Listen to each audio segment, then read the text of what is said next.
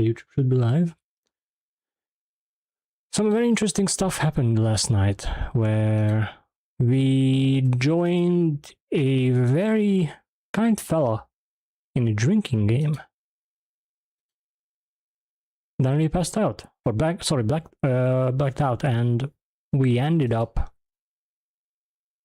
somehow in market, which is in the complete other side of the map. So I don't know how we're gonna make our way back. And who the hell is this guy? And where is our staff that we won?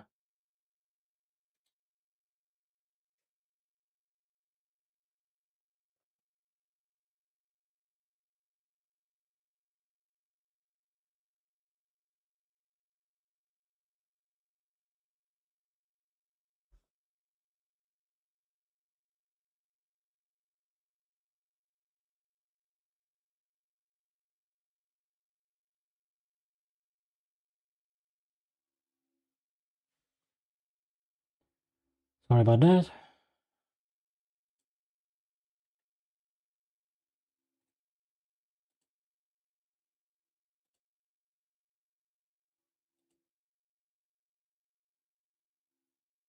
Great. That's working as well. Alright, let's get started. Boom. Boom.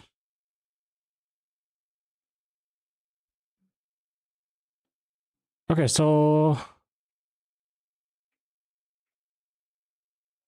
Oh yeah, we got a note from this guy. Who the hell is this? Books. Oh yeah, the game is muted. Oops.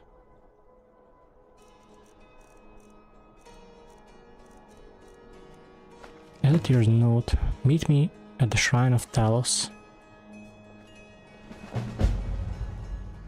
Okay. It's 12:46. I'm sorry. Yeah, I was late. I had a really busy day. I'm really sorry. I know I was supposed to go live earlier. Welcome, welcome. You know, life happens.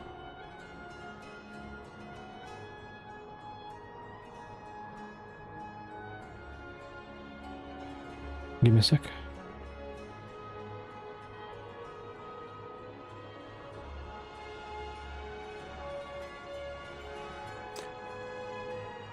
Okay.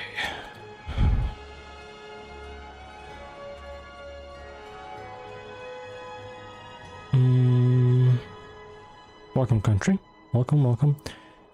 No. Forgot to pin my regular message.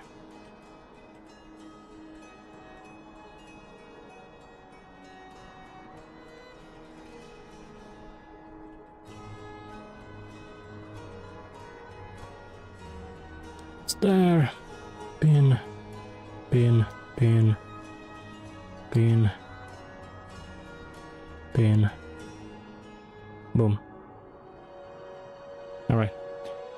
Alright, what is this quest that we got?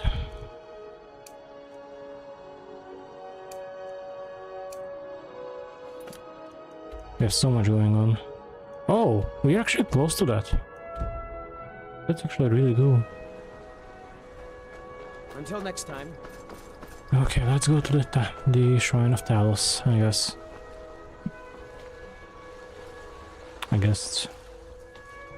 What's this?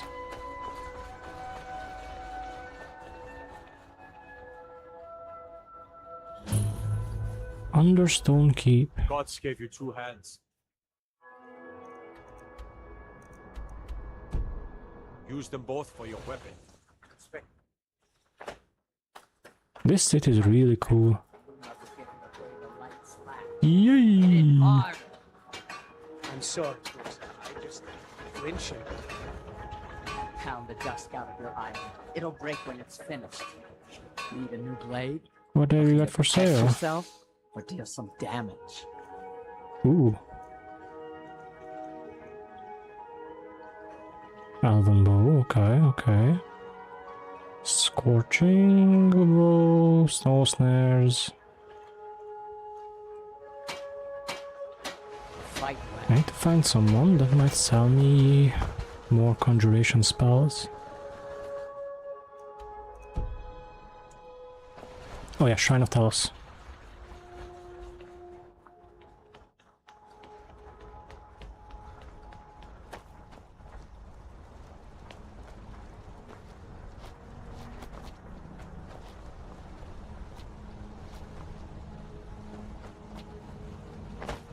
Oh, is this it? Temple of Gibella? Wait, what? Oh?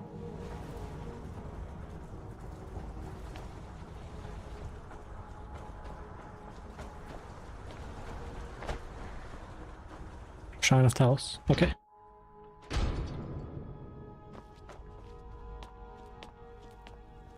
I'm sorry to drag you into Markarth's problems, but after that attack in the market, I'm running out of time.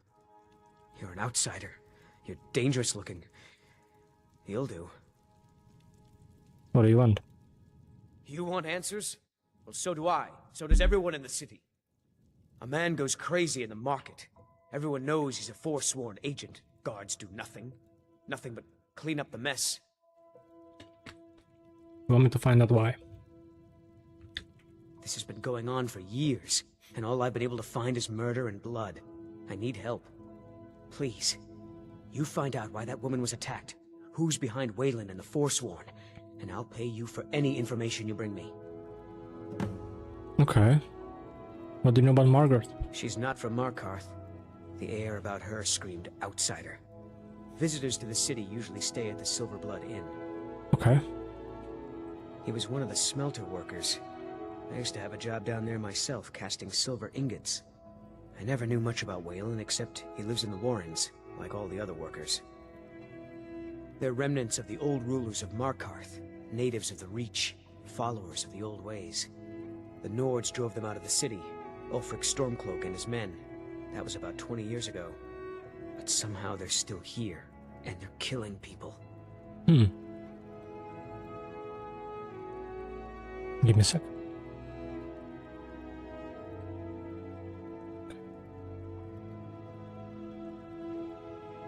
You looked into these murders? Yes. It all started when I was a boy. My father owned one of the mines, rare for anyone who isn't a Nord. He was killed. Guards said it was just a madman, but everyone knew the murderer was a member of the Forsworn. I've been trying to find out why ever since. Gotten nowhere so far. And then I got married. Have a child of my own on the way. I swore I was going to just give up for my child's sake, but it's like my father's ghost is haunting me, asking me why. Be careful who you talk to. Oh yeah, Talos is the god that the Talmor reject, or not reject, but like refuse to accept, right? Silverblood in the Warrens, okay. We got a few places to check out.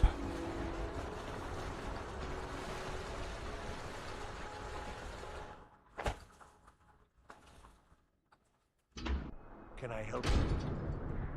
Let's see if we can learn something. The Warrens isn't a place for your type. What do you want?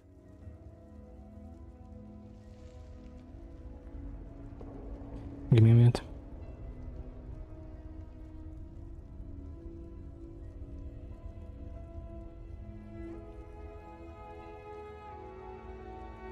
I can show you a few things, but anyone asks, and my name never comes up.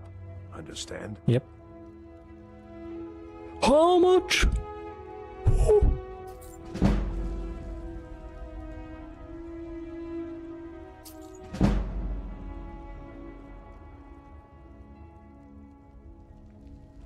It's where you go when you can't afford a room anywhere else. About the time they opened the mines, someone got the idea to throw beds in here. Laborers, the sick, the lame, we're all here. So only the poor people or the sick live here? That's right. Welcome to Markarth, traveler. Thank the divines you can choose to live somewhere else. Did you know Valen? Oh yes. I know everyone who sleeps in the Warrens.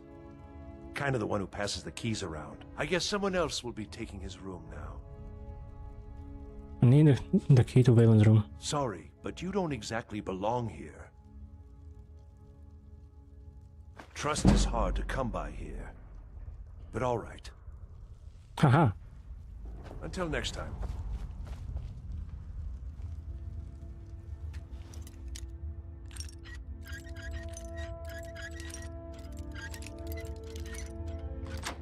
Hee.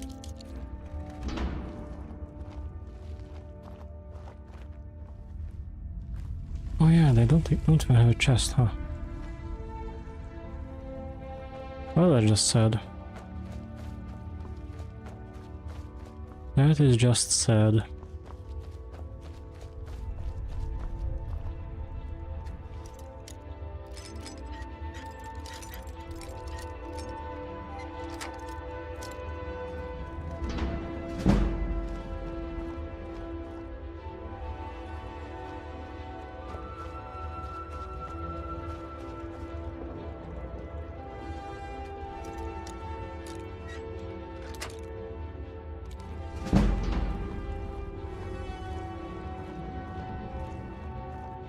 Okay, nothing in here either. This is a really good place to level my lockpicking. Warrens ain't for you. Trust me. Hello.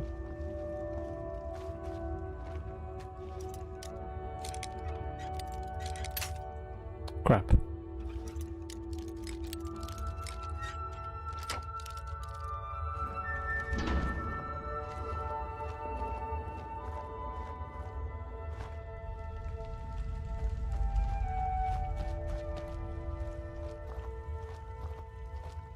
Who are you? You don't know anyone here who doesn't have rattles or ataxia.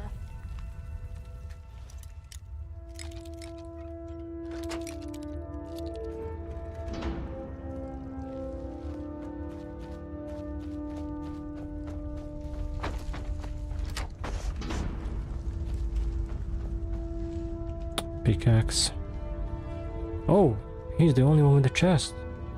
Interesting. Do I have a pickaxe? No, I do.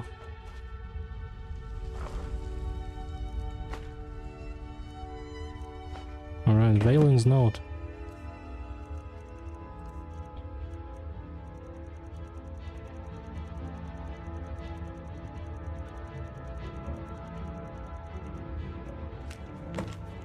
Valen, you've been chosen to strike fear in the heart of the Nords. Go to the market tomorrow. You will know what to do. N.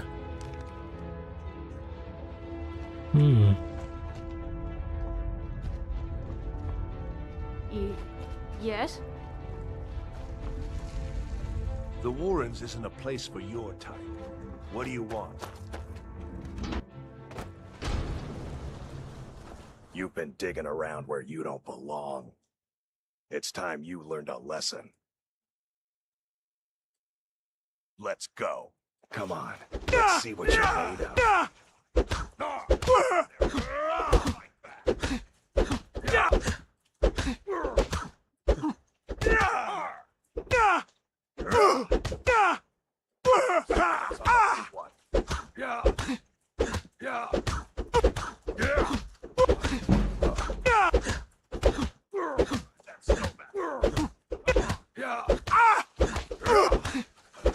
Hiya! Hiya!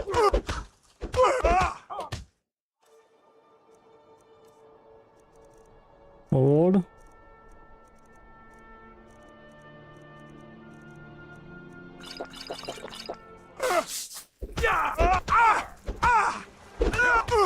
Stand there and that's it.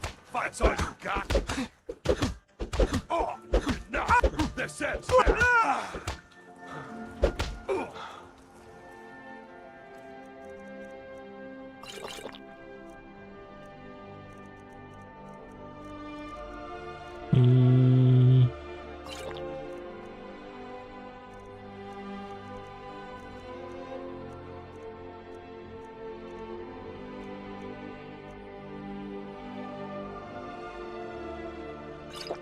I think that counts as that.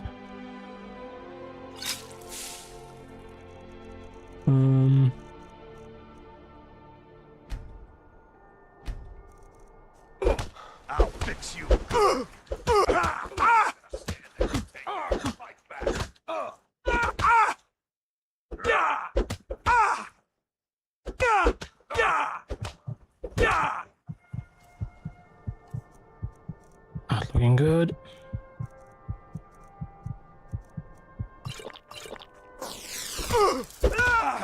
Come on!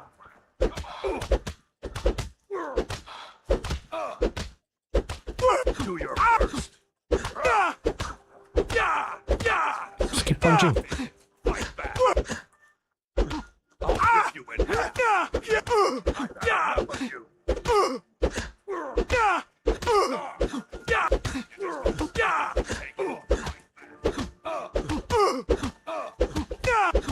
That's your bet, Tom.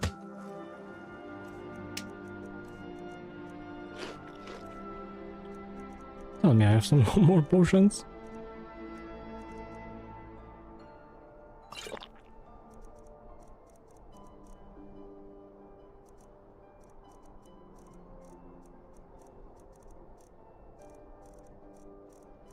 Not looking too good, y'all. Enough of this! Damn you!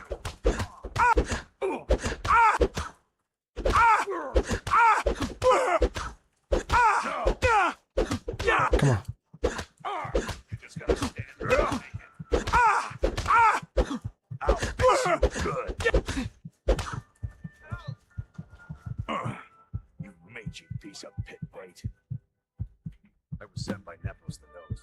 The old man hands out the orders. I Nepos? was sent by Nepos the Nose. The old man hands out the orders. Nepos is in charge. That's all I know. Nepos is in charge. That's all I know.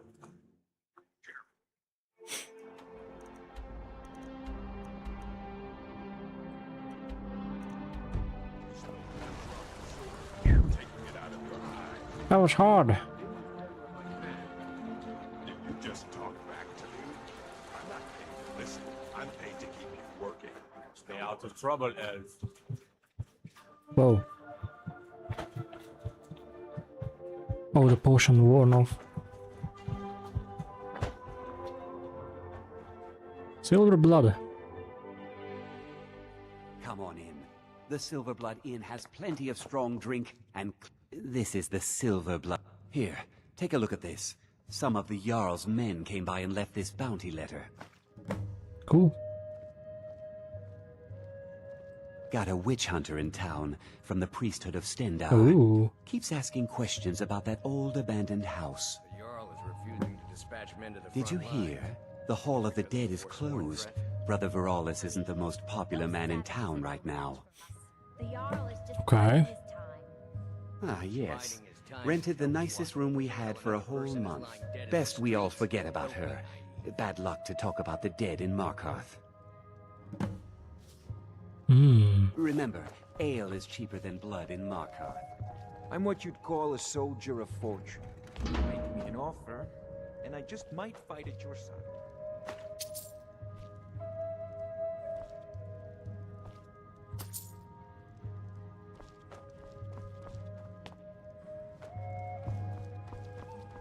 What do you need, handsome?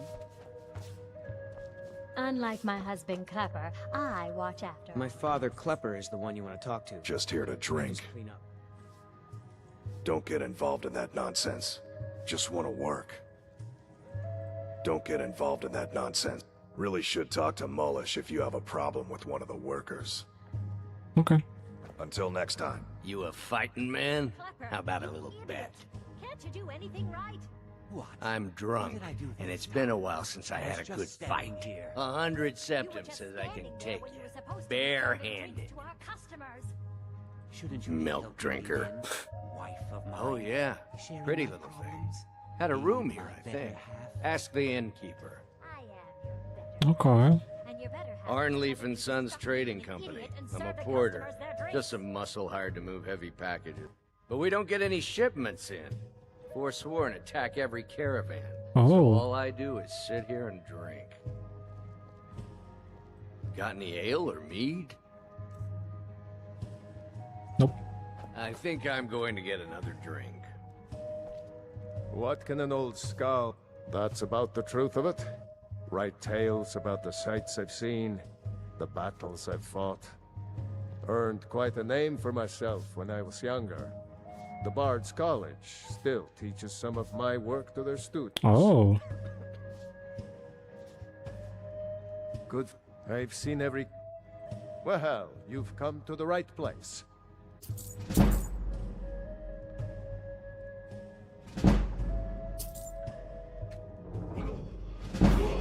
Level up! Live a life worth telling Did you about. need something? I'm what you'd call a soldier of... Can't be too careful these days. I remember her. Her stance. The way she walked. A trained warrior, no doubt. Okay. She had a room here. Might talk to the innkeeper about it. Okay. Thanks, buddy. Watch your back, friend. Better yet, pay me to Playing do it tonight, for you. Alden? Everyone here is anxious to hear the old battle. Gotta give that to him. That's a good pitch. Son, I know thousands of the old ballads. If I played all of them, everyone listening would be as grey as I am before I finished. Oh, right. Maybe just one of the popular songs like The Slaying of the Farmer Princess. That is sensible, lad. Now fetch me a drink. Bread, slaughterfish, cheese.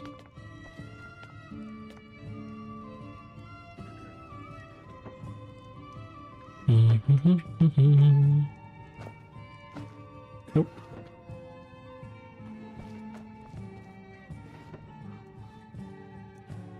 Oh.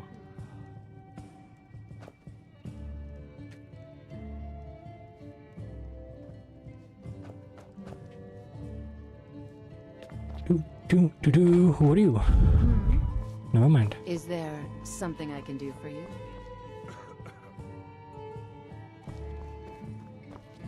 Hmm.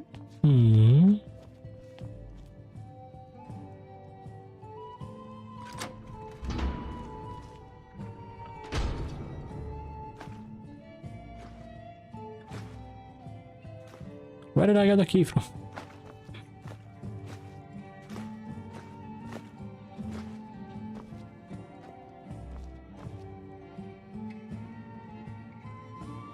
All the wood furniture in this inn is rotten to the core.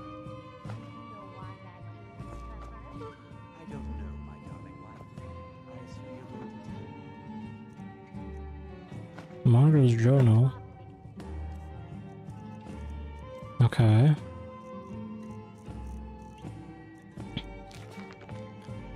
Meeting at the treasury house later today. Took them long enough. These people act like they own everything. Donor Silverblood is the younger brother, but he's obviously the one in charge. Makes all the deals, bullies local landowners into selling to him, even employs that wispy girl at the door to deter troublemakers like me. General Tullius is growing impatient, but I'll bring back the deed to Gidna mine. All my life I won't allow a group of Stormcloak sympathizers to own the prison to the most notorious criminals of the Reach. They say no one escapes. Why? Is it really that secure? Maybe I have played my hand too soon by rushing the confrontation with Toner. There are shadows around every corner in the city, and I know I'm being watched. Ooh. Soaked with ale. Now we'll have to replace all the furniture before bugs set in. Interesting. Songs. You. I've seen you snooping around, asking questions. Back off. You don't want to know what happens to troublemakers here. What happens? I'm curious. Funny. This is your last warning, outsider. We keep the peace here. Stay out of our business. What am I supposed to do? Right, you keep the peace. You're closing the stall, and that's final. You want to give up now, out of fear? Is that what we're going to teach our daughter? Mama?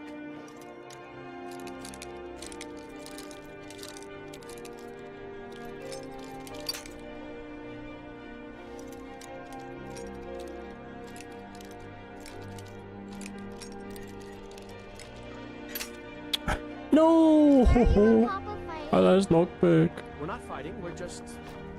I've seen every corner of Skyrim. Nothing is... You don't know anything about this house? No. Anyone seen entering or leaving? The treasury house.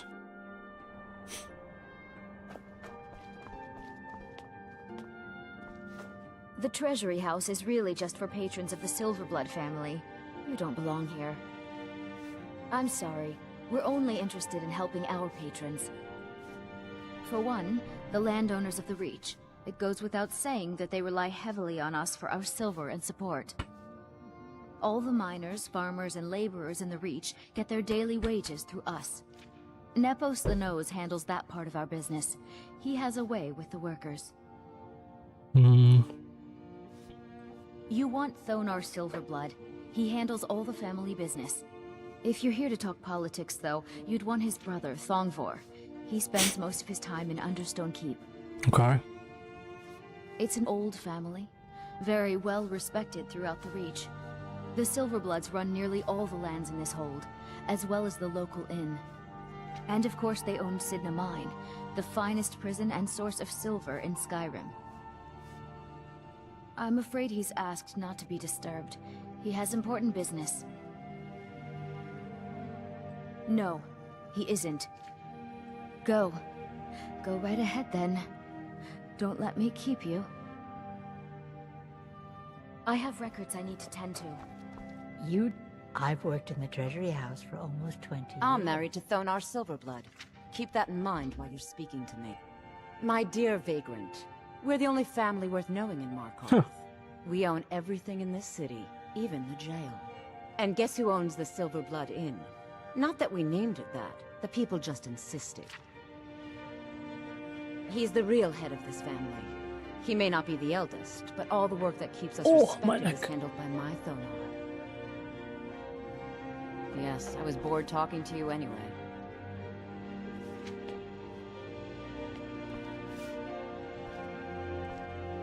I work for the Silverbloods, help clean.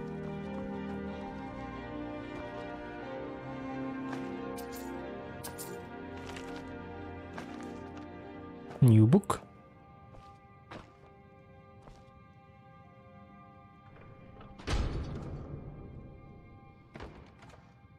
Okay, nothing in here.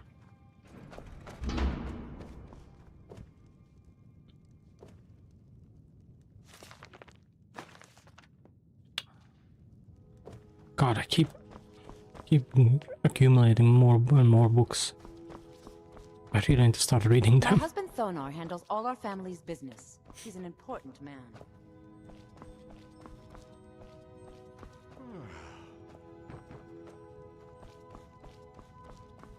Oh, hello.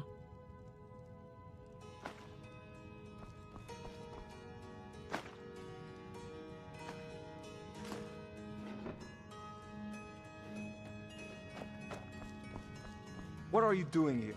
I told them no visitors. Did you send that guard to threaten me? What did you expect? That no one was going to notice you butting into business that wasn't yours? The guards know who holds the purse strings in this city, and I don't like snoops. Markarth is my city. You have no right looking into my business. Now get out. I'm a busy man. What? By the gods, Betrid! We are routed! Fall back! Oh, crap.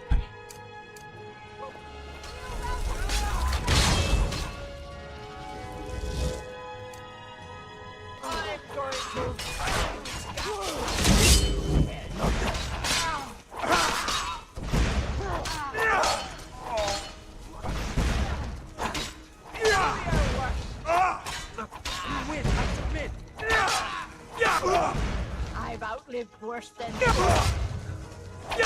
Not impressed. Yeah. Take that.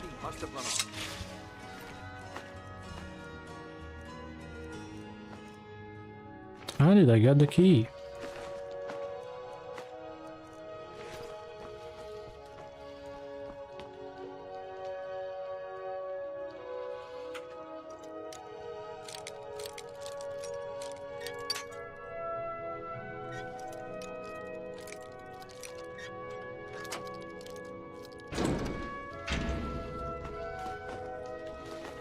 Teehee.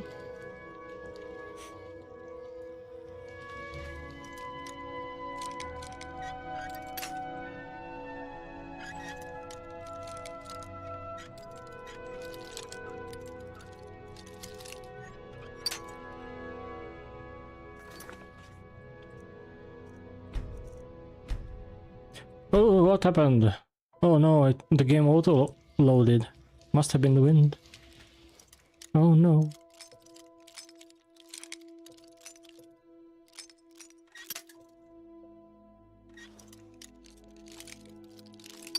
Oh no, it might happen again. I don't know what's going on. The game is bugged. Oops.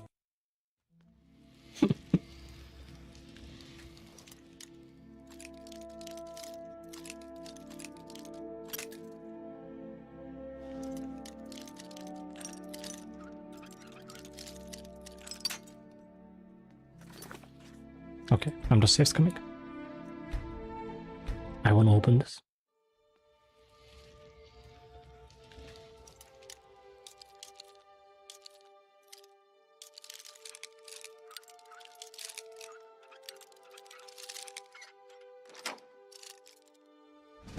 Oh yeah.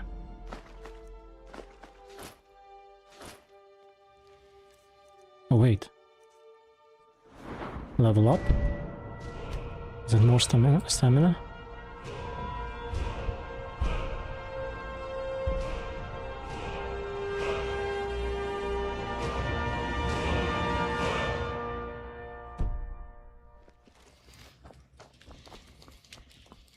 I think that's a fitting payment for my services. My wife. They killed her. Damn Madanach. Damn his forsworn backside. Fine. You want to know what the Forsworn really are? They're my puppets. I have their king rotting in Sidna Mine. He was supposed to keep them under control. Madanach, the king in rags. While we were off fighting the elves in the Great War, Madanach was busy ruling over the Reach. Until Ulfric came and put them down. My prison, the source of half the silver in Skyrim, the most secure prison in Tamriel. No one escapes. I thought keeping Madanach down there would keep him under control. Interesting. When their uprising was crushed, I had Madanach brought to me. He was a wild animal, but a useful one. I offered him a stay from execution if he used his influence to deal with any annoyances that came up. Competitors, agents, you idiots. sneaky little. So I've let him run his little forsworn rebellion from inside Sidna Mine. Now he's out of control. You already got what you wanted, you damn hound. This is your fault. You and Madanach are animals, and I'll see you both rot to death in Sidna Mine. Now get out of my house! Can I kill him? Can I kill him?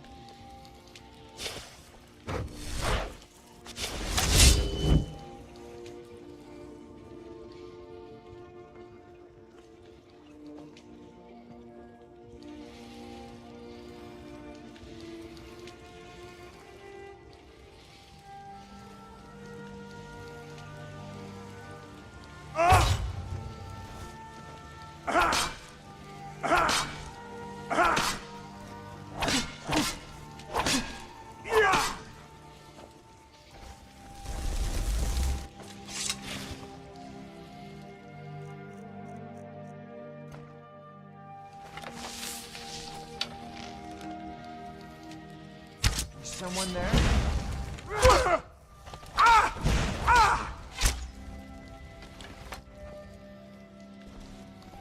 I cannot kill him. What a joke. He's protected by the plot armor. You thieving little elf.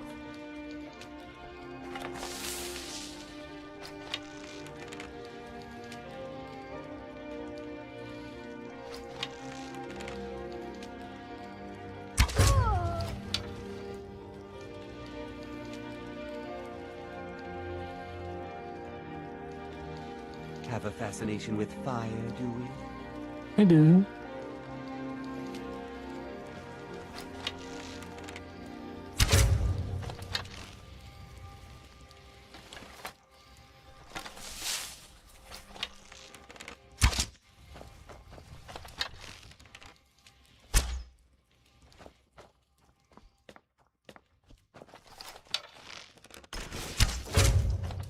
mistake. Ha! Found you! Never should have come here.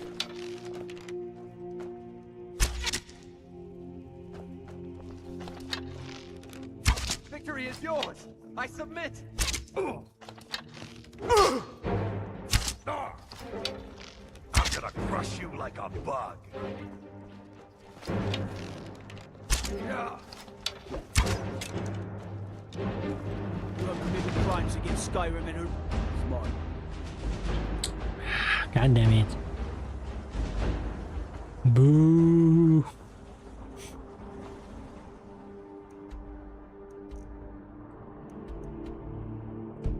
Okay, I have to go to Lampus's house.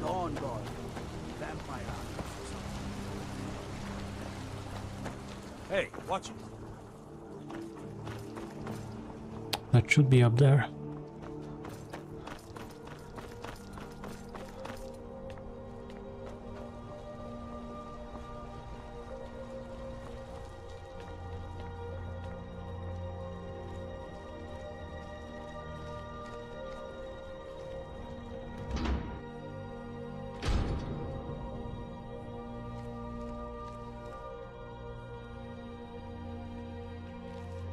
Excuse me. What's your business here? We haven't been expecting you, and the old man needs his rest. Come back some other time. You again. What are you... If you must know, I'm the maid. And the master of the house is old and needs his... So if you don't have... Yes, Nepos. You heard him. Go on in. Yes? Yes? Where's the old man?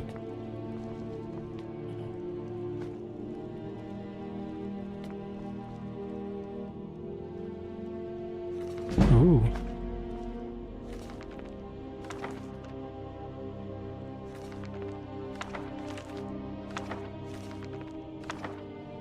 Love books.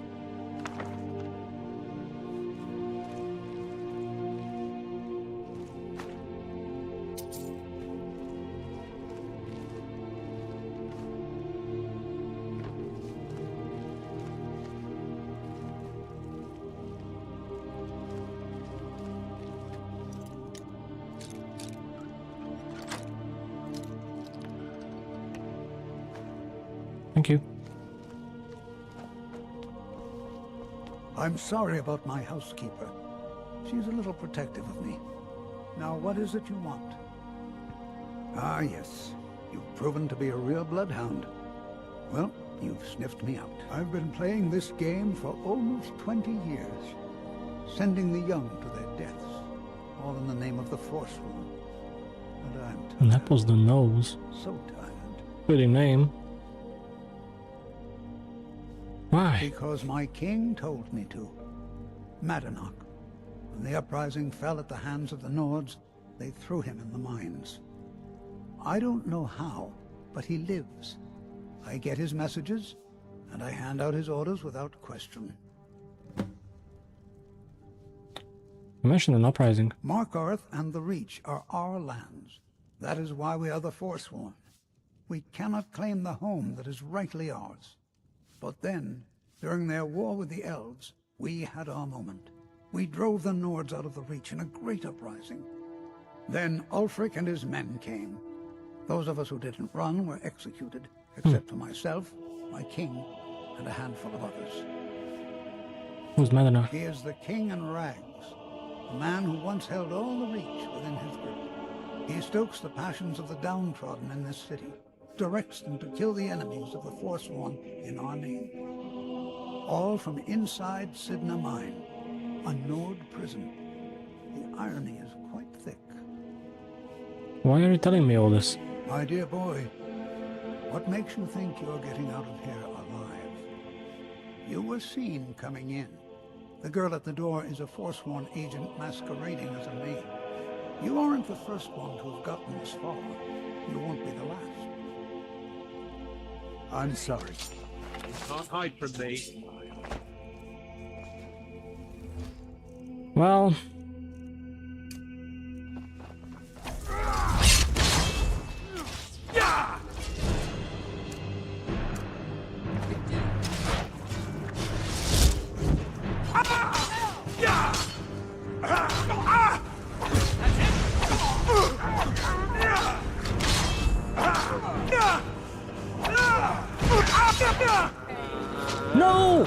No, it's not to heal. No. God damn it. Oh. Alright, ads are about to start on Twitch. I'm gonna take a break with that, and then I'll be back once they are over. Catch you in a bit.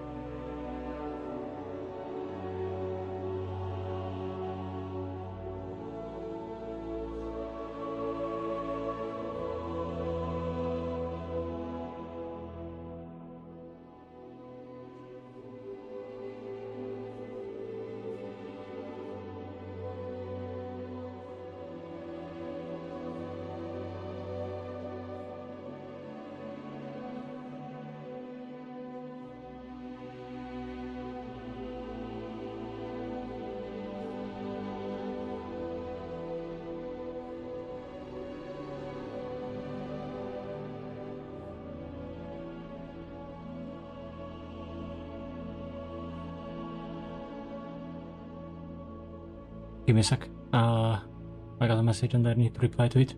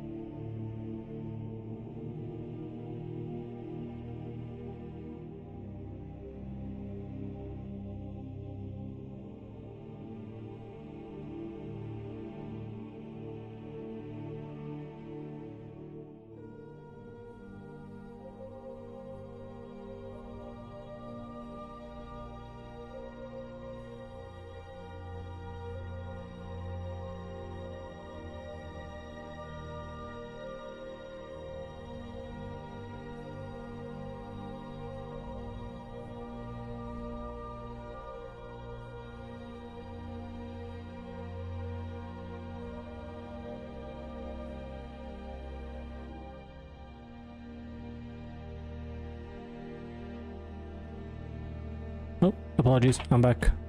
Had to take care of some business. I made some money. Yahoo! Wahoo!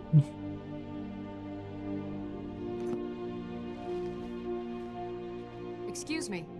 What's your business here? If you must know, I'm the maid. And the master of the house is old and needs his rest. So if you don't have any business, leave. It's okay, my dear.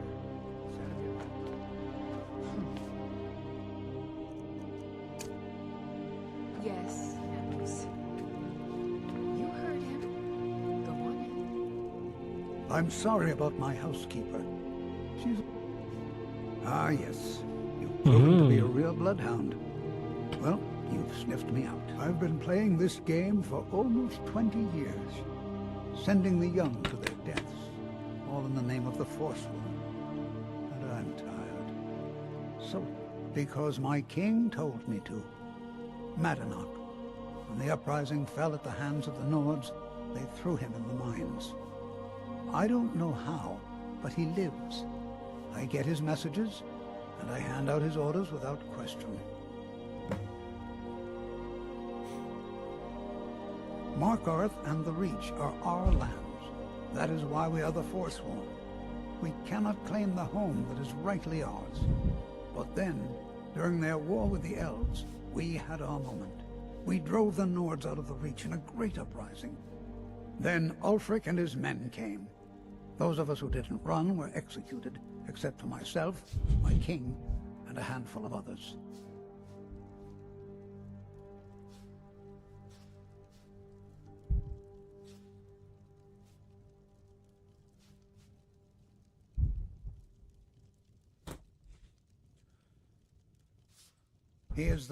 He stokes all from inside. My dear boy, you aren't the first one to have gotten this far. Oh, now you be careful.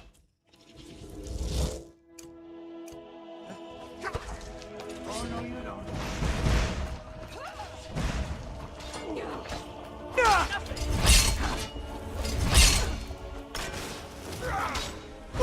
don't. Ooh, they're strong.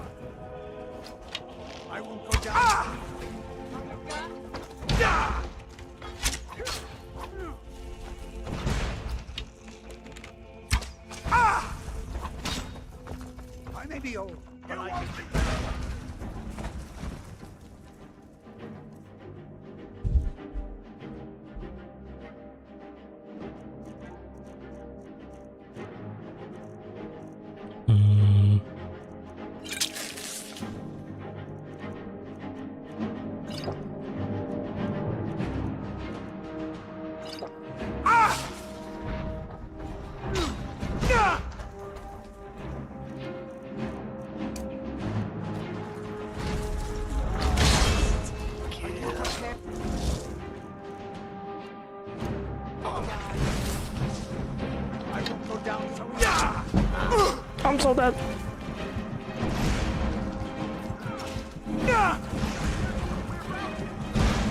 Wait, food. I don't have food.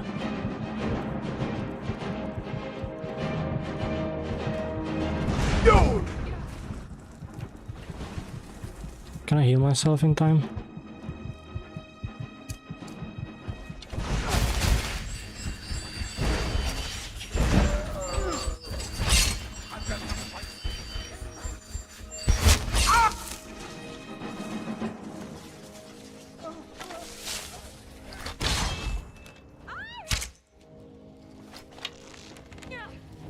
Boom! That's what you get. Oh yeah.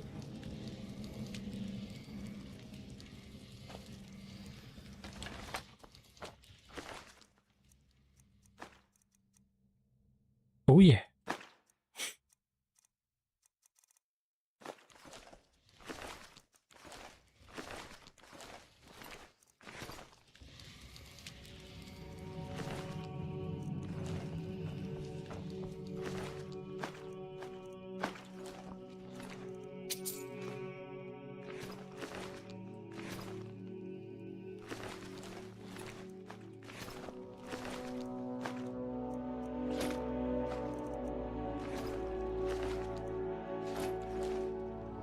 Alright, Nepos. What do you have for us? I grow guilt-ridden in my old age. So many of the young sent to their deaths, all in the name of the Forsworn, all in the name of Medanak, my king, who watches us from behind the iron bars of Sidna Mine. How long have I served you? Since the uprising against the Nords? Was there even a time when all that violence hasn't overshadowed our destinies? What choice do I have but to do as I am instructed?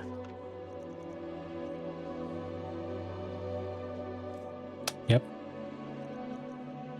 Good question.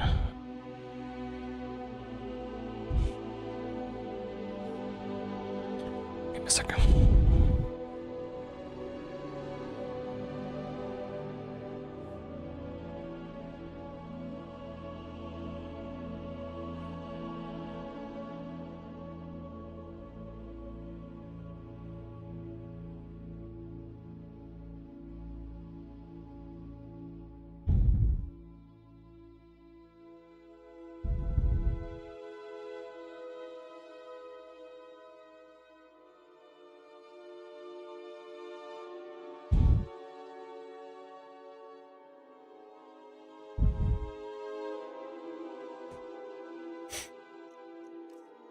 Do I need these?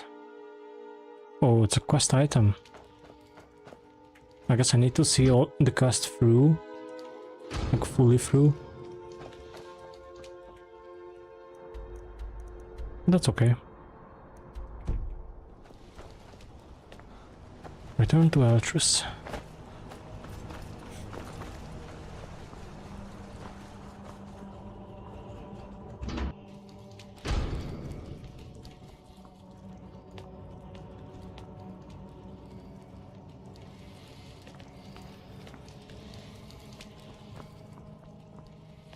We warned you, but you had to just go and cause trouble.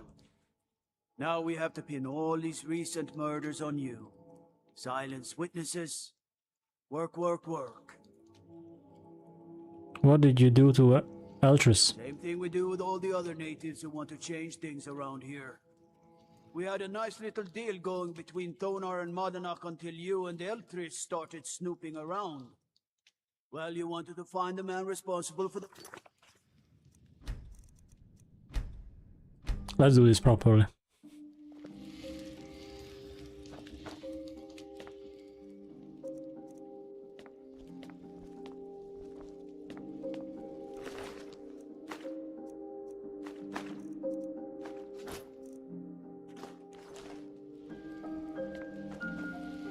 This is Markarth, traveler.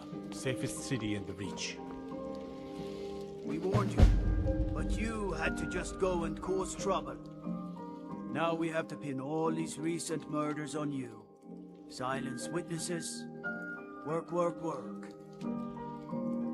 You're corrupt. We have a nice arrangement in this city, and we're not letting you get in the way. You have a problem with that. Take it up with Modanak. I'm sure the King in Rags and his Forsworn would love to meet you. Now you're coming with us. It's a life sentence in Sidna Mine for you. What? You'll never leave Markarth.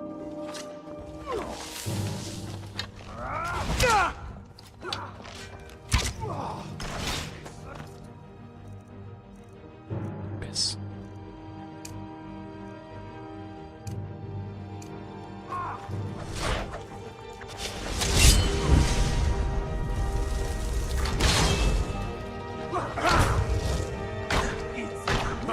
I've suffered in training.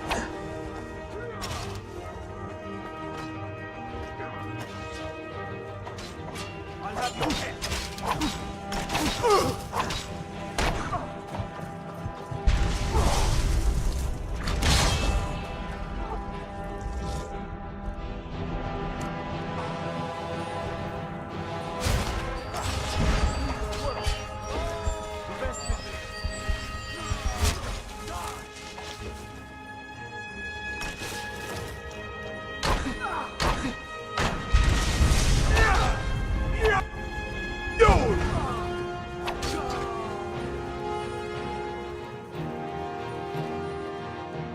SMH. Idiots. They thought they could take me on.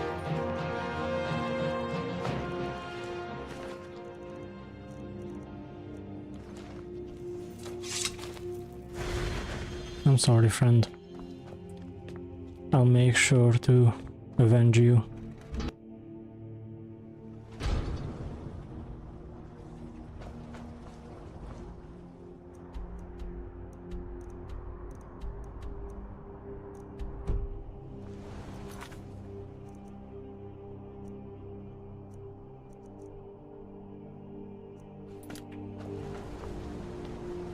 Actually, should I let them take me? Yeah, I should have. Oopsie.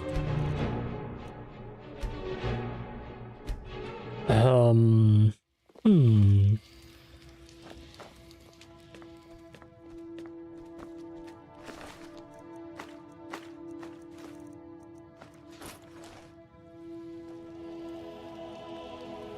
We warned you. Now we have to pin all these risks. Same thing with... We had an... Well, you wanted to find the man responsible. You'll never see... No.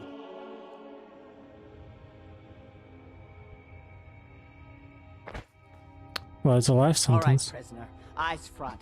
You're in Sidna Mine now, and we expect you to earn your keep. There's no resting your hide in a cell in this prison. Here you work. You'll mine ore until you start throwing up silver bars. You got it?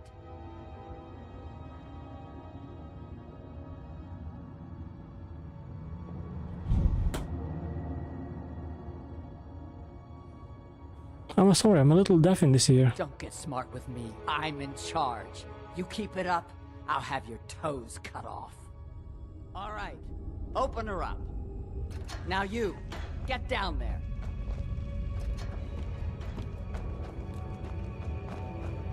I left behind my daughter, Uale, when I was...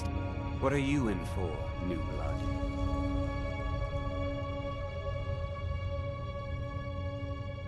Innocent. So was I, for the first one. The other murders were all me, though. My advice? Serve your time at the pickaxe and get out. You don't want to end up getting a shiv in the guts over a bottle of skooma. Where's Madanak? If you're asking, that means you're the new lifer. Tough luck, friend. Those guards sold you out, but good. No one talks to Madanak, I'm afraid. Not without getting past Borkle the Beast. And you don't want to talk to Borkle the Beast. Small blade, easy to hide. I mean, sure, you could just swing a pickaxe into someone's face, but people tend to see that coming. Got a problem with a prisoner? Get a shiv. Here Grisvar has a spare, if you could get him to part with it. Thank you.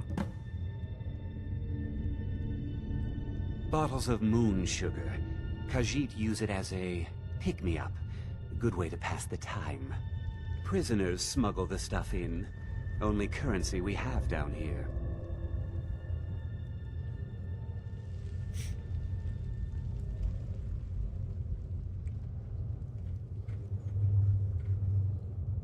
Give me a second.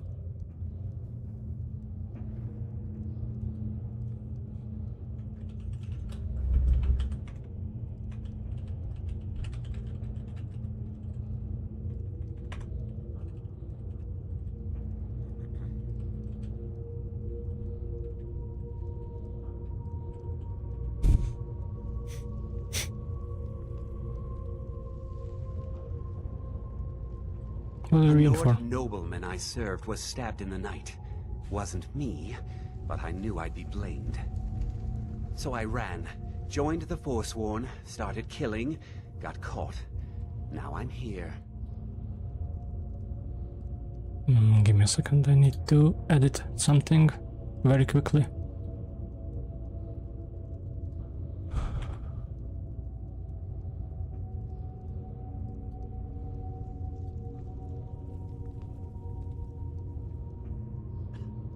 Okay, edit all, gone.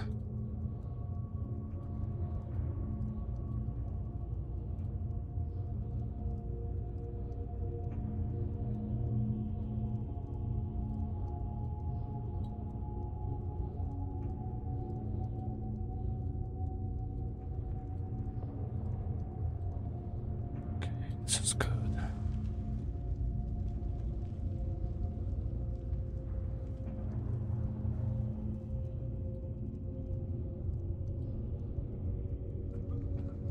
Until next time.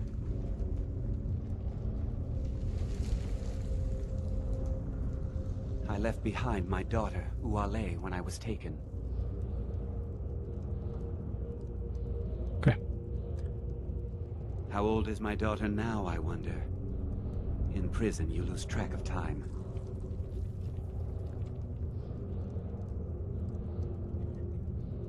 I'm just another Forsworn, sent to rot here in this mine. Okay.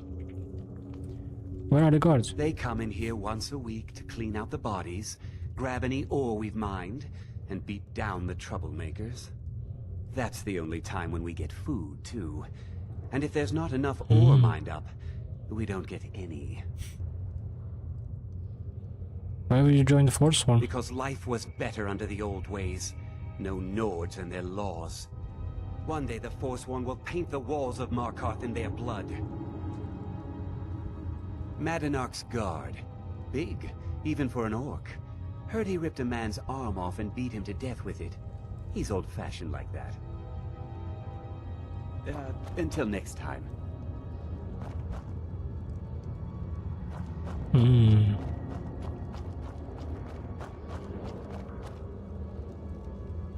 I was sent here because someone said I was a Forsworn. Guards say I murdered someone. I was just sleeping off some meat in my aunt's house. That didn't stop them from arresting me. I don't even know who they said I killed. Couple of years. I wasn't a Forsworn when I came, but I joined up when I got in. Easier that way. All right. Jarl decided I was too... The first time, thieving. The second time, thieving. The third time, thieving.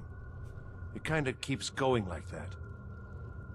First it was 6 months. Then a year. Then 2 years. Now I'm in for life. Ah, you want protection? I can get you what you need. Maybe you could do something for me first. Duak has a bottle of skooma. Finest distilled moon sugar. I'm shaking just thinking about it. Okay. Thank you, friend. Don't worry. I'll have that shiv ready for you. I'm innocent. All right, then. The Nords framed me. I was nowhere near that murder weapon. Hey. Don't reach for a shiv around me or we'll both regret it. I don't want to talk about it. Long enough.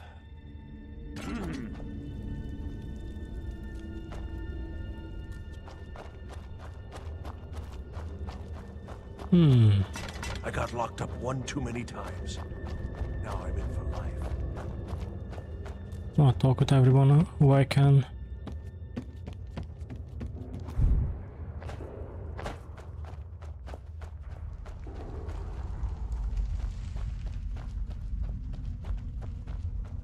Hey, buddy. Other prisoners get suspicious when we talk to each other, so keep it down. I'm a Forsworn. One of our raids went bad and I got captured. Would have been fine dying for the Reach with my kinsmen, but the Silverbloods want their ore mine, so they threw me in here. Year 7, I think. Surprised I haven't cut my own throat out by now, but something keeps me going. See you.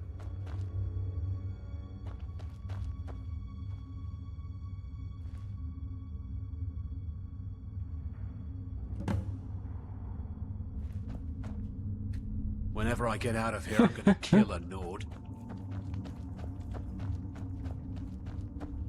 Until next time.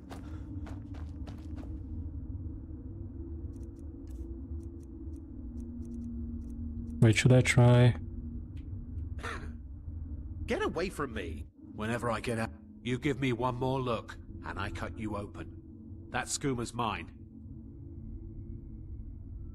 Getting the shakes, huh? All right, take it. Old gods keep you. Thanks, buddy. All right, then.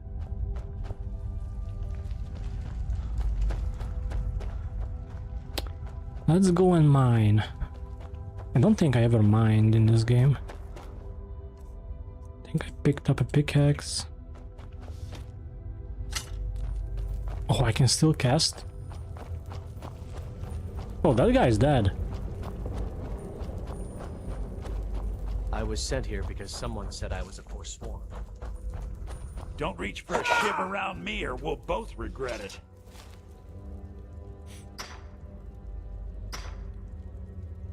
What do you want? There's digging to do. That's what I'm doing, buddy. Ruby.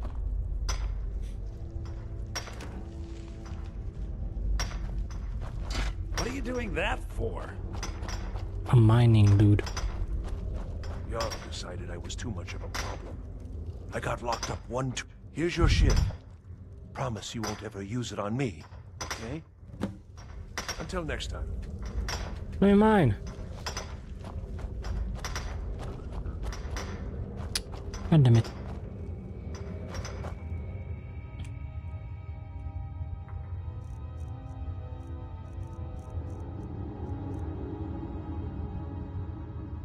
Well, I can bound. I can make a battle axe. I swear, if I ever get out of here, I'm giving up thieving. Really. All right then. God damn it. I left behind my daughter, Uale. The new meat. So soft, tender. What was it like killing your first one, huh? Exciting. I felt the rush of blood and smiled. A true killer like me. The gods put us here to fill their halls with souls. You'll fit in fine down here. What are you in for? Murder, banditry, assault, theft, and lollygagging. How long have you been here? Guards brought me in about 12 years ago. Was running a good group of bandits up until then. But these Forsworn, they're nothing like the men I cobbled together. They're real killers. You want to talk to the king in rags? Fine. But first you gotta pay the toll. How about you get me a shiv? Not that I need one, but it's nice to have one in case I need to do some shaving.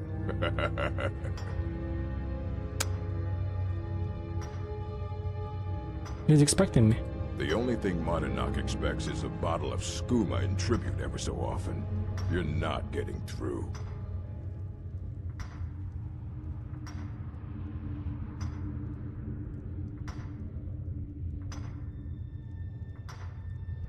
All right, head on in. But don't try anything in there. Monarch is smarter than you think.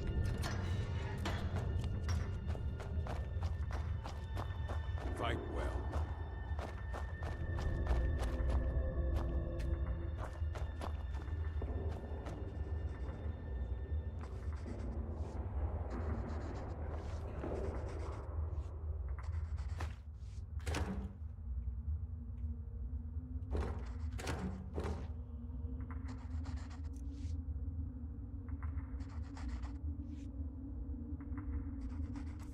What is this? I promised you all we would escape, get the mind together, and I have found a way. If I die before I can show it to you, then search the cells near my room. Use my key, and there is a tunnel that leads into the city that you can use, Madana. Well, well, look at you. The Nords have turned you into an animal. A wild beast, caged up and left to go mad. So, my fellow beast, what do you want? Answers about the Forsworn? Revenge for trying to have you killed?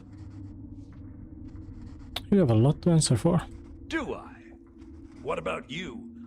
What right did you have to meddle in my affairs? Kill my people? Was it worth it? Your truth? You're one of us now, you see? A slave.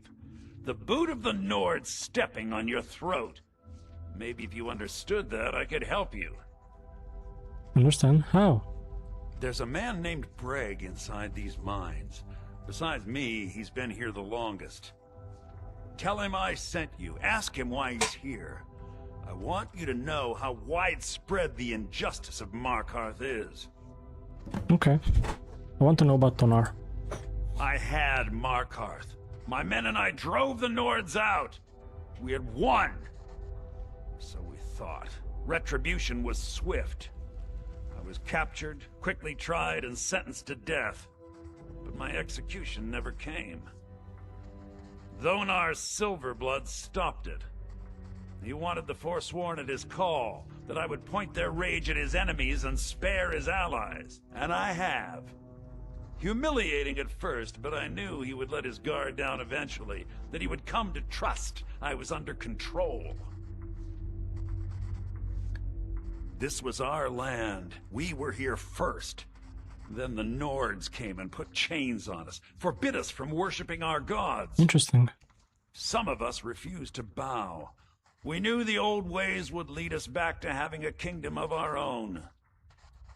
That is who we are, the Forsworn, criminals in our own lands, and we will cut a bloody hole into the Reach until we are free. Our vengeance will come. Okay. I wonder if I'm gonna team up with them.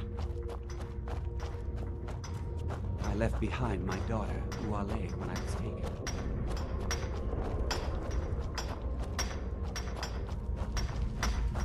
Don't reach my story, huh? Everyone in Sidna Mine has a tale. Let's hear yours first. When was the first time you felt chains around your wrists?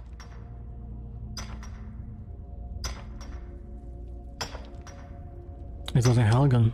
I was being sent to the executioner. So you know what it's like to have your life in someone else's hands. Why should they get to decide? Isn't judgment for the gods? Do you have any family? Anyone waiting for you on the outside?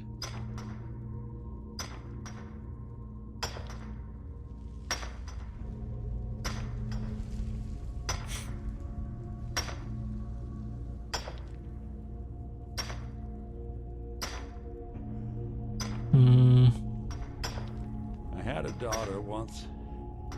She'd be 23 this year. Married to some hot-headed silver worker, or maybe on her own, learning the herb trade. The Nords didn't care who was and who wasn't involved in the Forsworn uprising. I had spoken to Madanak once. That was enough. But my little Aethra didn't want to see her papa leave her. She pleaded to the Jarl to take her instead. And after they made me watch as her head rolled off the block, they threw me in here anyway to dig up their silver.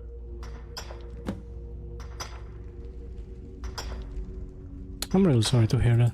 My daughter is the one who needs your pity. I'm just a poor Forsworn whose only regret is not killing more Nords before I was locked up. I'm not Monadnac. I was never a leader of the Forsworn. The only anger I can justify is my own. But every family in the Reach has a story like mine. There are no innocent onlookers in this struggle, just the guilty and the dead. Huh.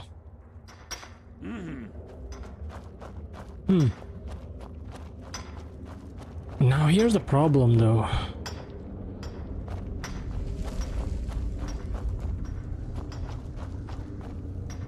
The problem is that how are we gonna take Ulfric's side if You serve your time by digging, so dig. if we side with these guys? Yeah, imagine hearing a story like that over and over. Each time a different family, each time a different injustice. Your meddling above ground reminded me of how removed I've been from the struggle. My men and I should be in the hills, fighting. Yes, but I need a show of loyalty from you. I don't need a shiv in the back while we break out. Have you met Grisvar the Unlucky? He's rightly named, and he's also a thief and a snitch. He's outlived his minor usefulness. Take care of him, and then we can leave Sidna Mine for good. Ah, Bork will muscle one out of you on your way in? Fine. Take this one. Our struggle is our people's struggle.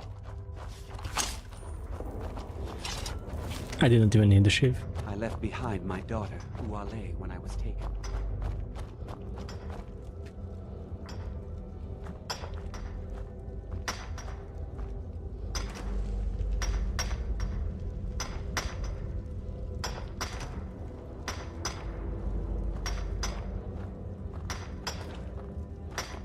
Jarl decided I was too much of a problem.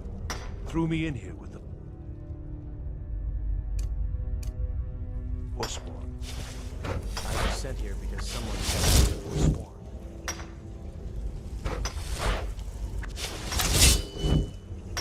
You're not a thief trying to rob me, right?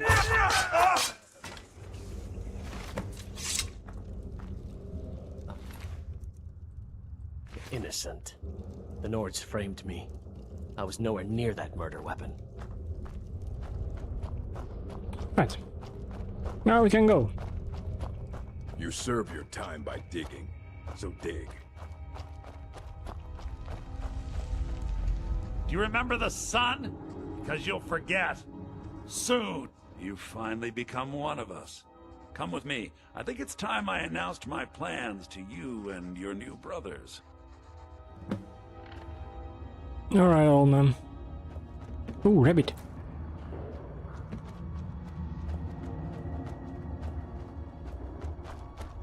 Jesus, he can run. What's going on, Madanach? You wouldn't have old Grisvar killed unless you weren't planning on needing him. My brothers, we have been here long enough. It's time to leave Sidna Mine and continue our fight against the Nords. Through this gate, just beside my quarters, is a tunnel. A tunnel that leads right through the old dwarven ruins of Markarth, into the city. Well, what do you say, my brothers? Dwarven? The Reach belongs to the Forsworn.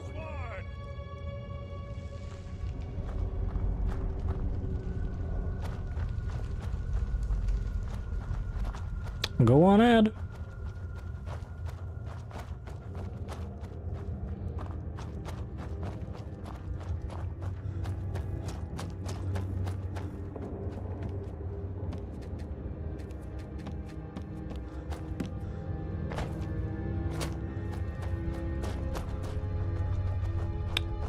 All right.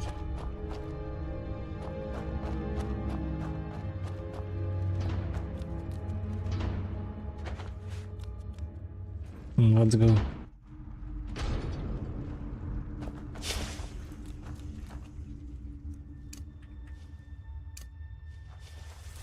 We're gonna need some fucking power.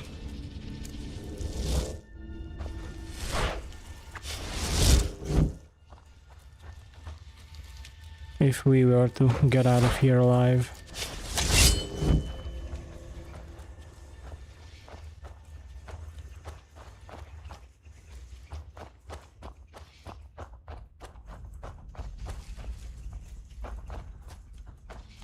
This place is so cool.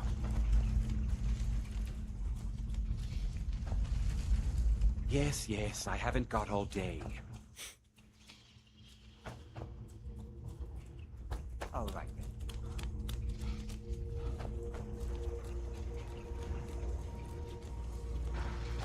That takes care of that. Uh-oh.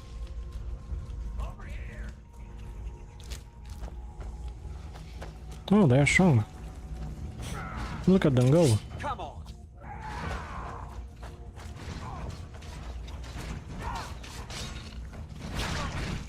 That takes care of that. Hell yeah, boys.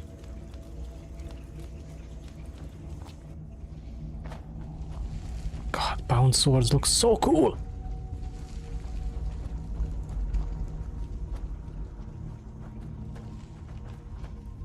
Okay, that's where we need to go. This is where we came from. Egg.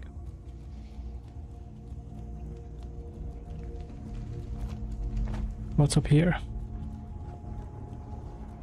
Man, I'm so pissed I took all of my books. I really hope I can get all of my stuff back.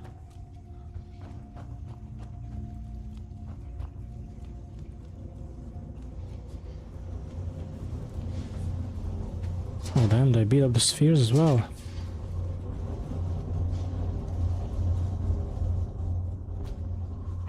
Wait. Wasn't there a Centurion down here?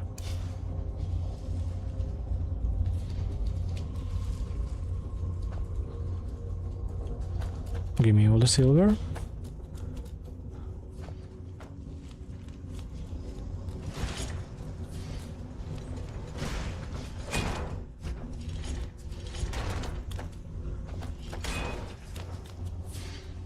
Someone is fighting.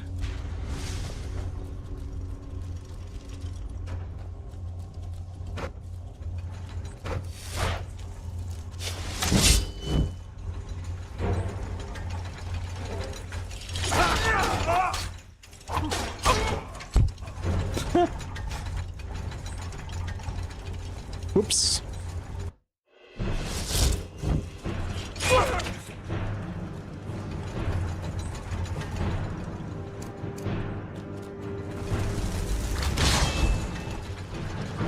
Where's my H-Knock when I need it?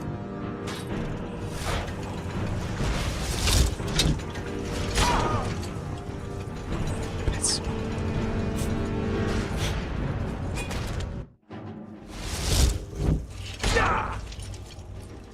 That's cheating, sir.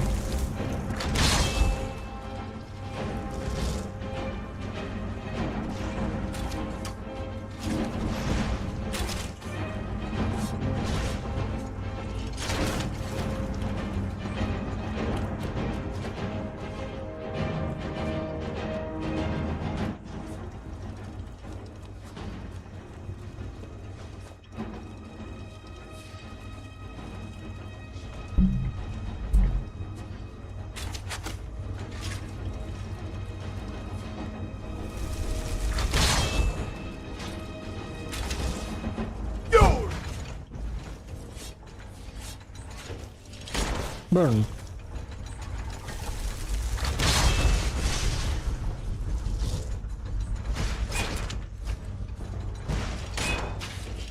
Oh, damn.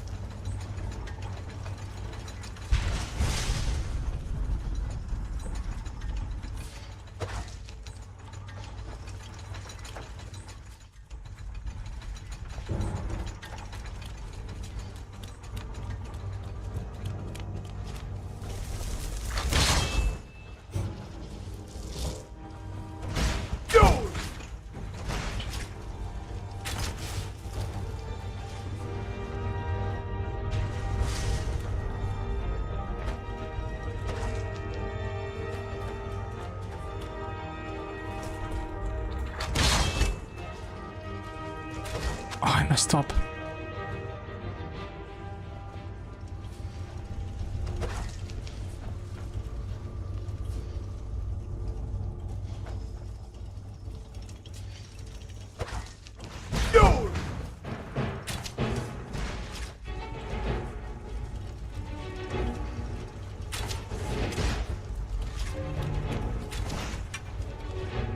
Wait, I didn't mess up.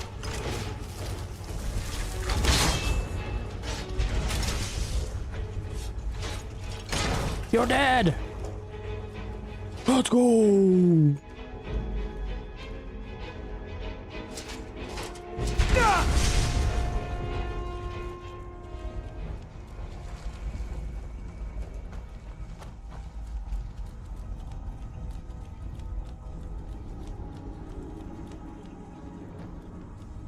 Madanach, I brought what you asked for. Good work. Get ready while I have a word with our favorite outsider. I had Kai recover all the things the Nords stole from me. You better get ready before we break out into the city. And take this. It's blessed Thank with gold you. magics. Something to remember me by.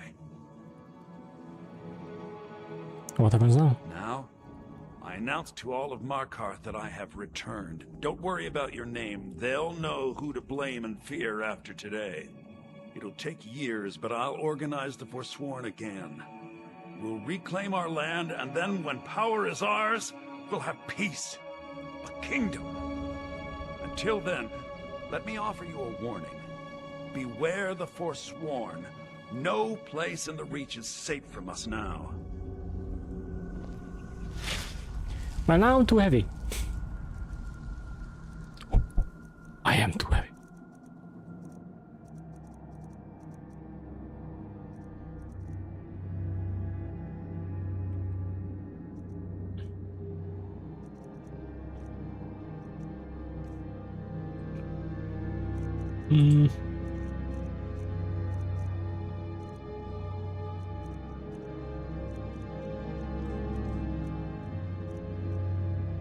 Whoa, what?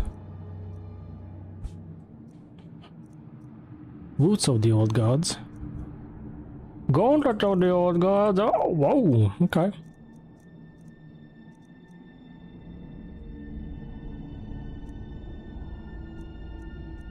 This is cool. This is really cool.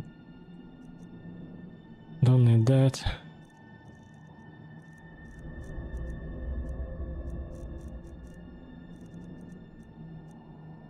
These all stay.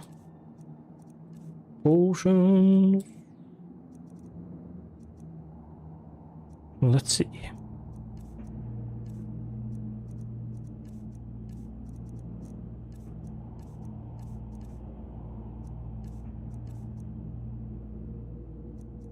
I'm still far too heavy. Bye-bye.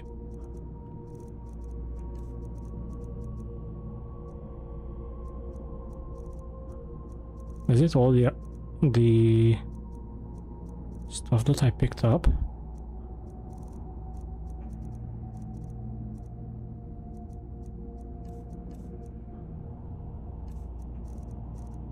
Ads are starting in 2 minutes.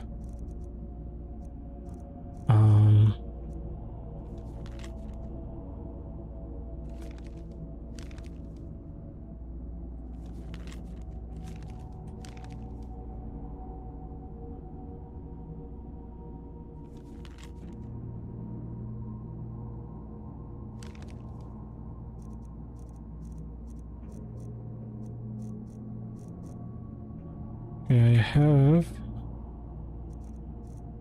some duplicates.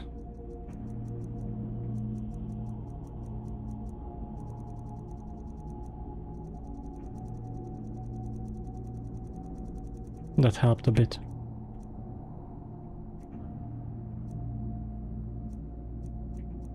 Interesting. Oh, my mouse is almost dead.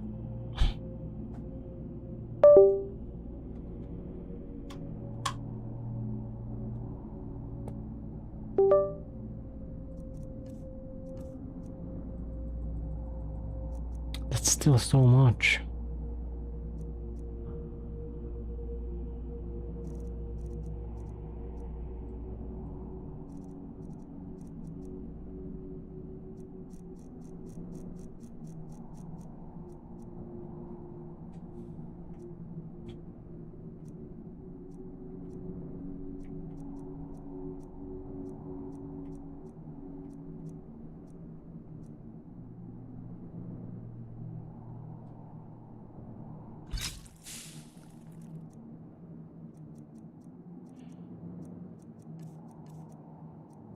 What could I throw away?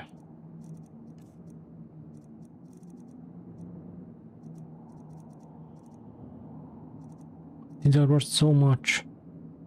Guess I can throw this away. Maybe these circlets don't really worth anything. But I mean the rest is quite valuable. Gold ring.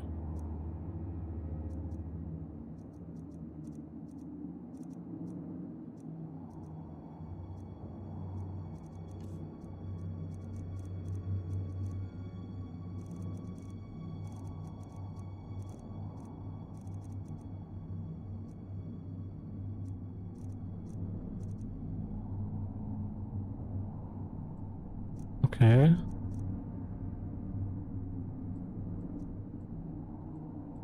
Okay. I had Kai recover all the things the Nords stole.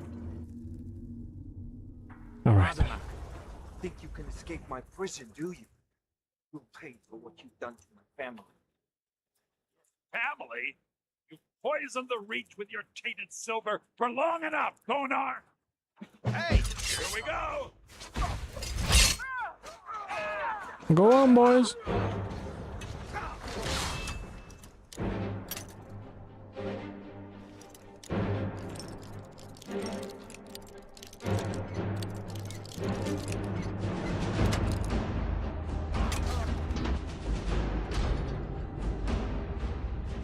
I kind of want to see this. Oh no, the ad break. Piss. Okay. Oh, I'm gonna run. Get up, stretch, and all that jazz. I'll be right back.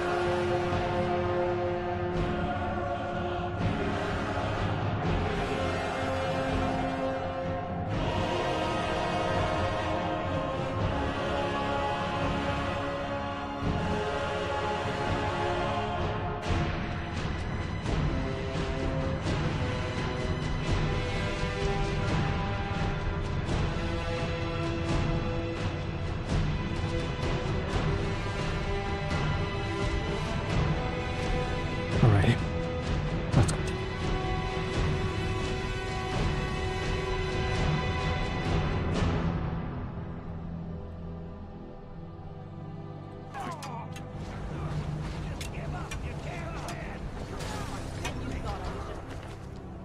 Pretty face.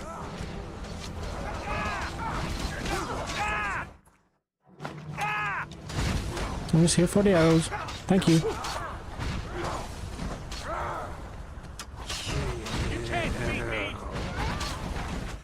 I'm going to enjoy this.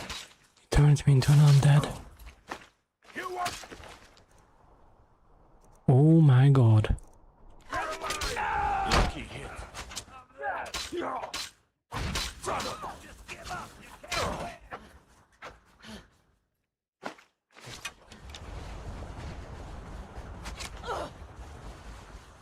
You go, girl.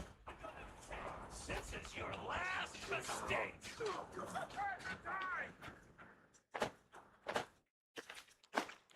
Thanks for the arrows, boys. You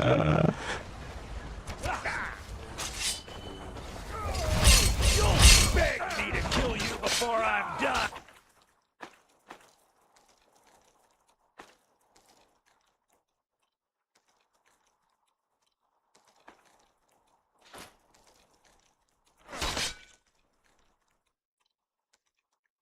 Let's read. Urag's note. That might be needed. Tornar's journal. Madanak is becoming unruly. You'd think that 20 years in prison would calm a beast like him down a bit. Maybe I should have let the Jarl execute him after this uprising after all. Still, he's been invaluable in getting rid of several problems over the years. Maybe I'm overreacting. No one knows about our little arrangement, not even the Forsworn. I wonder how they will react knowing their king in rags was one of my most important assets. This little shadow rebellion of his better not start to include me, though. If I find out he's even thinking about double-crossing me, I'll make sure he dies inside Sidna Mine. Like the animal he is. Well, buddy! Who's gonna tell him? Okay. How about we read some books? Last Seed. Oh wait, no, I can't start with this. A Dream of Sovngarde. In a few hours I will likely be dead. My men and I, Nords of Skyrim all, will soon join the Emperor's legions to attack the Imperial City. The Aldmeri are entrenched within, and our losses will be severe. It is a desperate gambit, for if we do not reclaim the city, we will lose the war. Wait.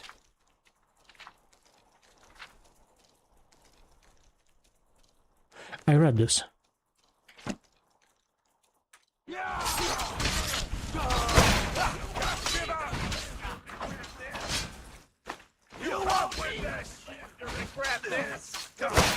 I cannot best you. This is your life. Victory is gone. No!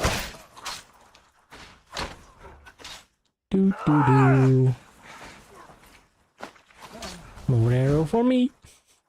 You're pathetic.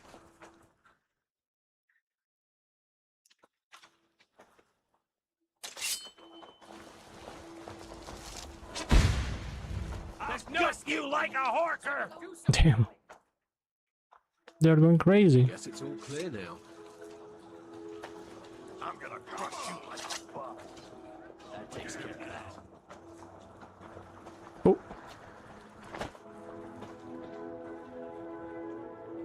Buddy, you're dead. Oh, did you need something? No, I'm fine. Who are you? Excuse me. Do you know anything about this house? Seen anyone enter or leave? No. Why are you asking? I'm with the Vigil of Stendar. I believe this house might have been used for Daedra worship, evil rites, and so forth. Thank you for your time. Excuse me. Do you know anything about this house? Seems no one in this city has. I'm with the Vigil of Stendar. I believe this house might have been used for Daedra worship. Do you need any help? I was actually just about to head on inside. Be good to have someone watch my back. Follow me, and keep your eyes open. Daedra are powerful creatures and tricksters. Never know what you'll find. Says you, and you are using a Daedric hammer. No, never mind, he's not.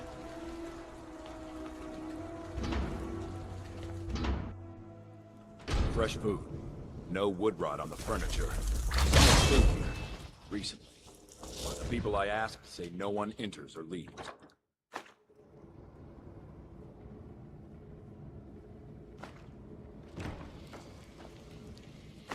Wait, did you hear that? I think it came this way.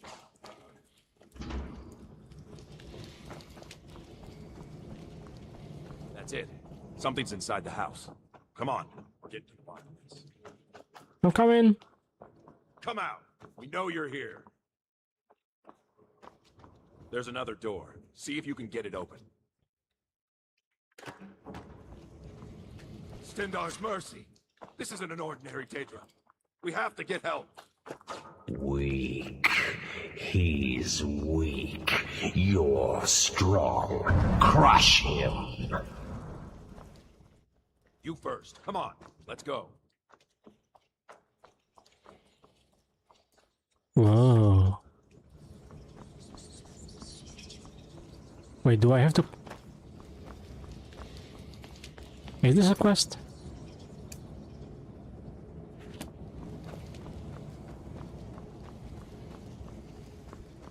Ooh. weak. You're weak. You're strong.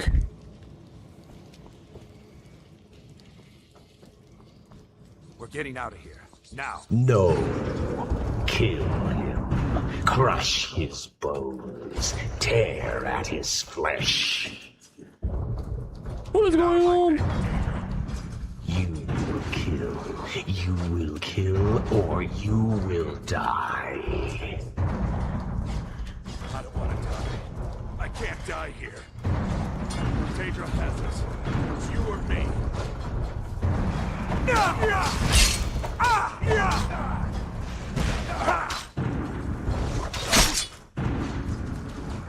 Yes, your reward is waiting for you, mortal, further down.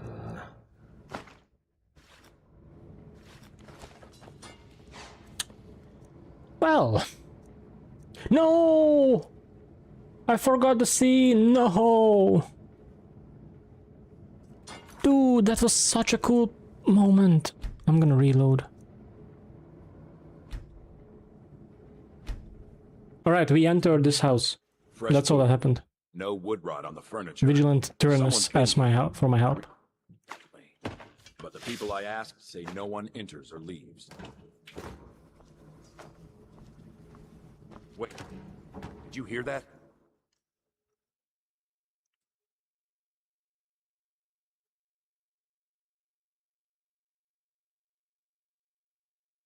God.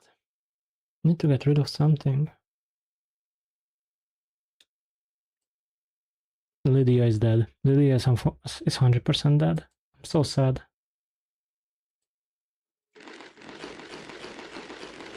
I'm just gonna eat all my food.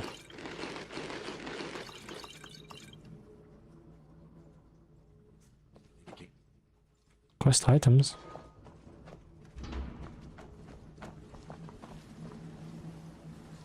That's it. Something's inside the house. Come on, get to the bottom of this.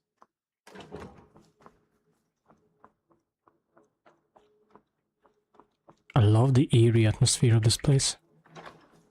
Lockpick! A potion? A goblet? Did you put your name in the goblet of fire? Oh my god. We know you're here. There's another door. See if you can get it open.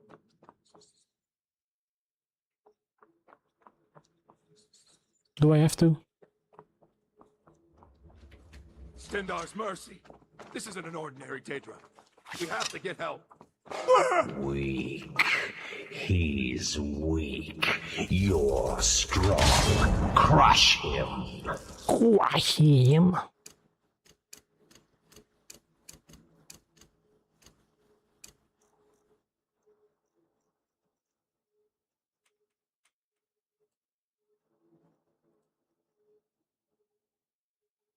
Whoa.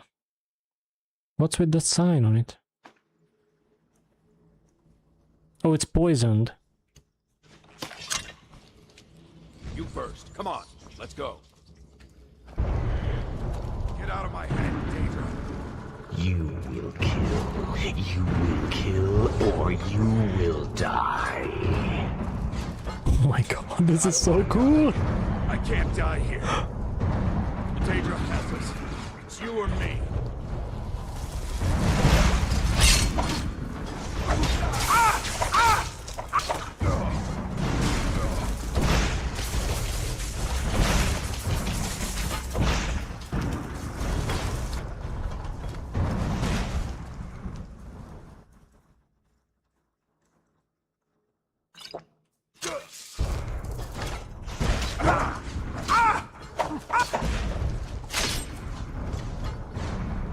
Boom.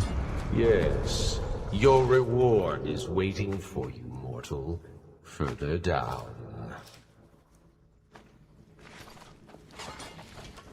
Yes, my master.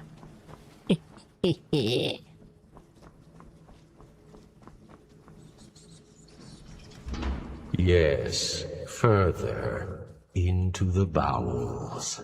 This is so cool.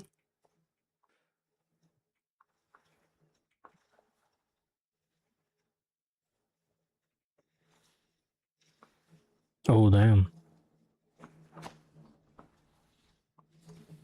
So close. Your prize is waiting.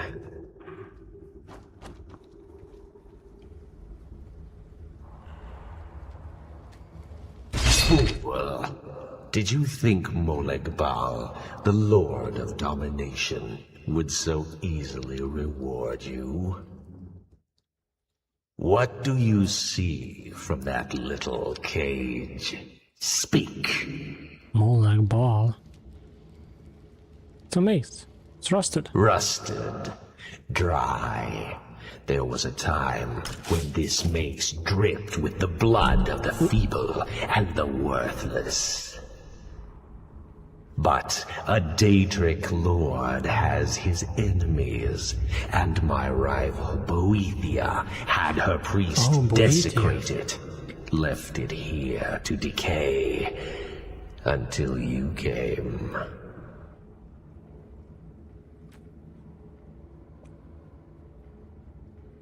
You want revenge on Boethia? Revenge? No. I want submission. I want the priest who did this to bend his knee and give me his soul.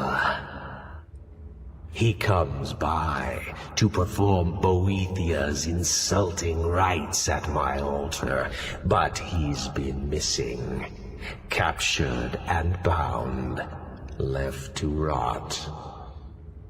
Save him. Let him perform his rite one more time. And when he does, we will be waiting for him.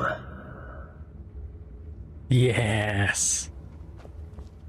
Can I get that hammer? After that. Please, master. Dobby wants the hammer. Oh my god.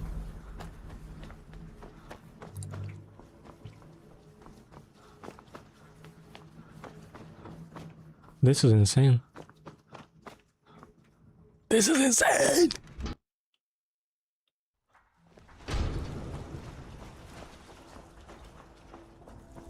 Okay. Where is he captured?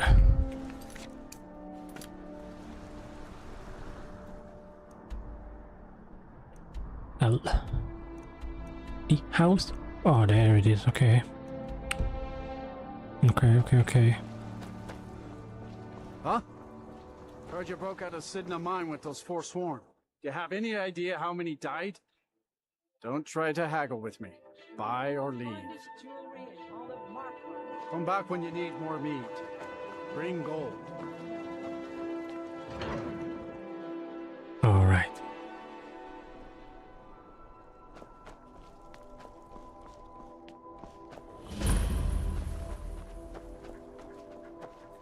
You need a reliable horse in the Reach. That's what we have. A war dog is good company and good protection. How long have you been training dogs? My family's been doing it for years. You need one out in the Reach. Don't want to be alone when some Forsworn comes swinging. I personally trained a whole litter for the Jarl. That reminds me, I was gonna deliver some dog food to the keep. Spiced beef, their favorite. I could deliver that. Wow, look at you. Thanks. Take it to Voada. She handles all the dogs for the Jarl. I'll take the dog. Sorry, you already have an animal with you. Do I? But where?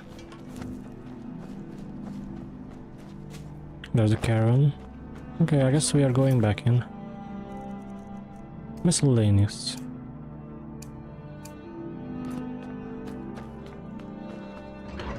Back into Markarth. Damn.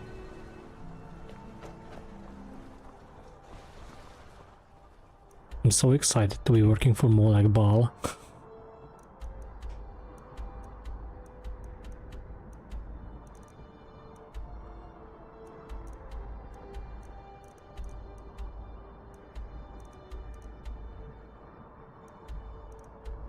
Wait, what? Where do I go?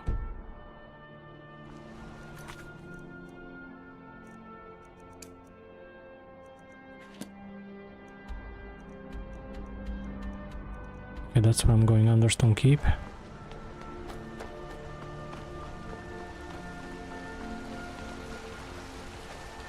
Bloody enough for you, outsider?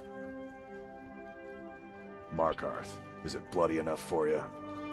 Are you threatening me? If I was threatening you, believe me, you'd know it.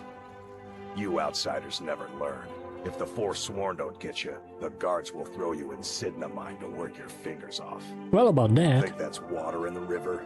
Blood and silver are what flows through Markarth, friend. What do you mean by blood and silver? It's right there in the name of the most powerful family in Markarth, the Silverbloods.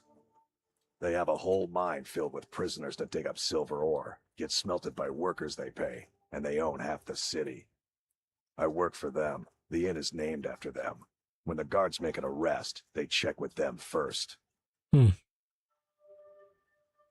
No, I live in a nice house in solitude, where the air isn't filled with smoke from the silver smelters, and golden-haired girls shine my shield.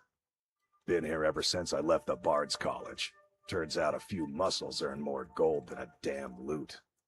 The Silverbloods pay me, let me crack a few skulls, and keep the guards off my back. That's all I need. That's fair.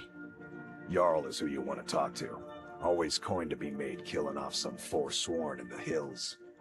As long as you don't mind going axe to axe with a bunch of Daedra-worshipping savages who practice the dark arts. Nope. Thanks, thanks. Appreciate you, bud. Wow. Maybe the Jarl has someone who I can sell stuff to. What are you hiding, priest? I'm not hiding anything. It's closed for a reason. Typical Imperial lies. First, you take away Talos. Now you're keeping us from seeing our honored dead? You and the Jarl will answer for any desecration of my ancestors' bodies. That's enough, Thongvor. We're done. If it's about the Hall of the Dead, no, you can't go in there. Who is Arke? Arke, one of the 8 divines, god of the cycle of birth and death. It is his shrine people pray to when they visit the hall, and his divinity will watch over their ancestors on the way to the next life. New to Skyrim? I was confused at first too. The Nords call their mausoleums the Hall of the Dead. It's where people in the city are buried. Fathers, forefathers, mothers, foremothers. Wow. I can't talk about it. Rest assured, the Jarl hears everyone's concerns. You will be able to visit the dead again soon. I could help if you tell me. Alright. I was going to suggest the Jarl hire someone to sort this mess out anyway. We've discovered that some of the dead have been eaten. Flesh has been chewed off. Bones were snapped to get at the marrow inside. We haven't caught anyone or anything yet. It's like it knows when I'm there. If you can get to the bottom of this, the priesthood of Arcade will reward you. Take my key, and be careful. This quest actually has choices and multiple outcomes. Unlike most say, do this, have it in your... Most that say do this or have it in your quest log forever. Hey BLK, welcome, welcome. How are you? Tread lightly in the hall. You don't know what's in there. You there. You another Imperial puppet? Answer me. No, I'm not. Finally, someone with decent sense. The Empire is destroying everything Skyrim stands for. Honor, pride, mighty Talos. Jarl Igmund can't ignore us for much longer. Not if the Silverblood family has a say. Said something about Talos. That's a true Nord hero. A legend. So great that the divines themselves lifted his soul into the heavens and made him a god. He founded the Empire, and now they've turned their back on him to appease your kind, elf. Do your people rule Skyrim, or do the Nords? What's this about the house? Your kind started the Great War, nearly destroyed the Imperial City. Then the Emperor took the coward's way out and surrendered. Now you people dictate everything we do. I'm a dark elf, not a Falmor, you idiot. Human, like Talos, as the god he is. We own Sidna Mine, best prison in Skyrim, and source of half the wealth in this city. We keep the Reach safe. We flood Markarth with wealth. But does the Jarl listen to us when we want to say? No. He's busy forgetting that Ulfric Stormcloak saved this city from the Forsworn. Ulfric's a hero, not a damn criminal. Ulfric saved Markarth? How? He used the Thum, shouted those Forsworn from the walls. Then he led a band of Nord warriors in to take the city. Just like Talos himself at the Battle of Old Hroldan, reclaiming the Reach from those heathen natives. Stay out of trouble in my city.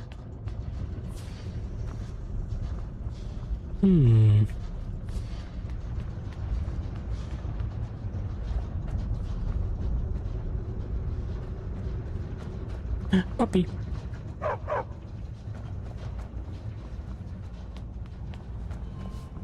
Hi, I brought the Don't beef. mind the dogs. They get anxious when they haven't had.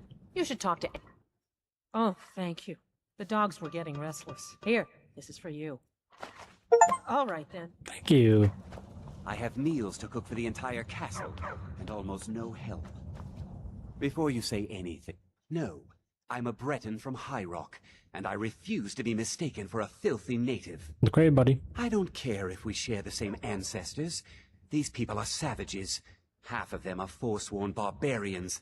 And have you seen what they eat? What have I done for the gods to take me so far from my beloved Daggerfall? Oh, so you're from Daggerfall. From Daggerfall, then. Yes, the finest court in all of High Rock. You think politics here or something? Well, we Bretons invented politics. That is where I learned to cook, and where I belong. Not here with all these dogs. It's been a hard day cleaning. Good on I us have to work, or Anton will rip my head off. Okay. Hey, puppy.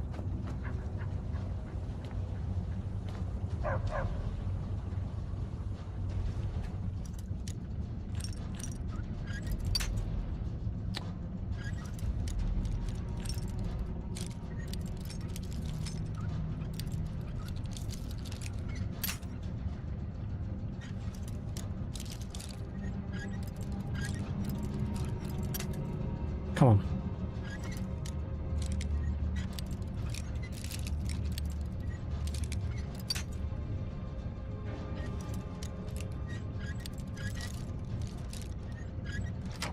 There you go. Hee.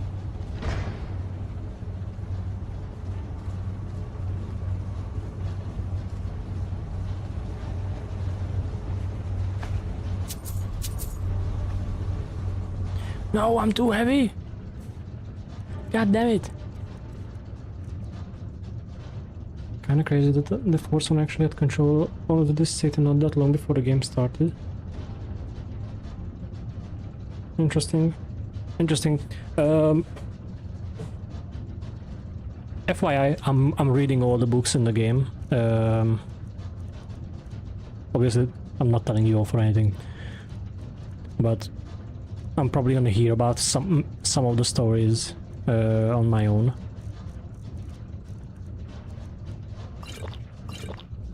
So I just want to ask for some mindfulness regarding that.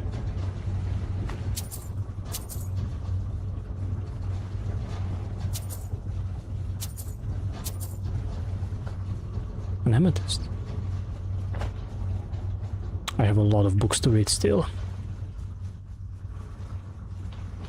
Oh, what the hell is this place? The Jarl has a freaking river as a bathtub?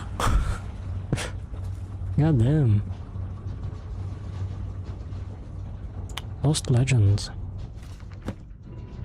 Oh. Lost Legends of Skyrim.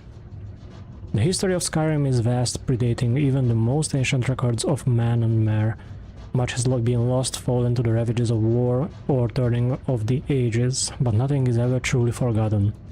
Where no records exist, legends and folk tales offer us a key to the past, a way to piece together truths half-remembered in the minds of men.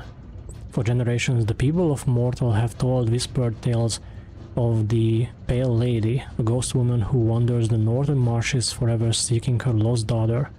Some say she steals children who wander astray, others that her sobbing wail strikes dead all those who hear it, but behind these tales may lie a kernel of truth. For ancient records speak of Omriel, a mysterious figure Isgramor's heirs battled for decades and finally sealed away. Reachman tells the story of Pheolan, Red Eagle, an ancient king who rallied his people and drove back the armies of Cyrodiil with a flaming sword. Though accounts vary, they too seem to be based on an underlying truth. The imperial chronicles of Empress Hestra mention a rebel leader of that era who was eventually cornered and slain in battle at the cost of a full legion of men. But some tales prove far harder to analyze. Among scholars, perhaps the best known is the forbidden legend of the Archmage Goldur. In the dawning days of the First Era, the story goes there lived a powerful wizard by the name of Goldur, or Goldur. Wise and just, he was well known in the courts of King Harald and the Jarls of Skyrim, and his aid and counsel were sought by men and mare alike. And then he was murdered. Some say one of his sons killed him, others that King Harald, jealous of his power, gave the order, but Goldur's 3 sons fled into the night, pursued by a company of Harald's best warriors and the Lord Geirmund, the king's personal battle mage. A great chase ensued from the wilds of the Reach to the glacial north. One brother is said to have perished in the ruins of Folguntur, at the foot of Solitude. The others were run to the ground soon thereafter, and once it was done, King Harald ordered every record of their murders destroyed, and Goldur's name and deeds were struck from the rolls of history. Even today, few sources remain and no bard will tell the tale, but perhaps the truth yet remains in some ancient ruin waiting to be unearthed, for nothing is ever truly forgotten. Cool. I only mention that because almost nobody else in the game brings it up. Also, most books are a waste of time. I love looking through some though. I mean, you know, it might be a waste of time for you. I personally love how well the books are written in this game. Like, the writing is actually really good. And I just enjoy the stories, you know. I don't necessarily read them just to get the lore, but to just read the stories.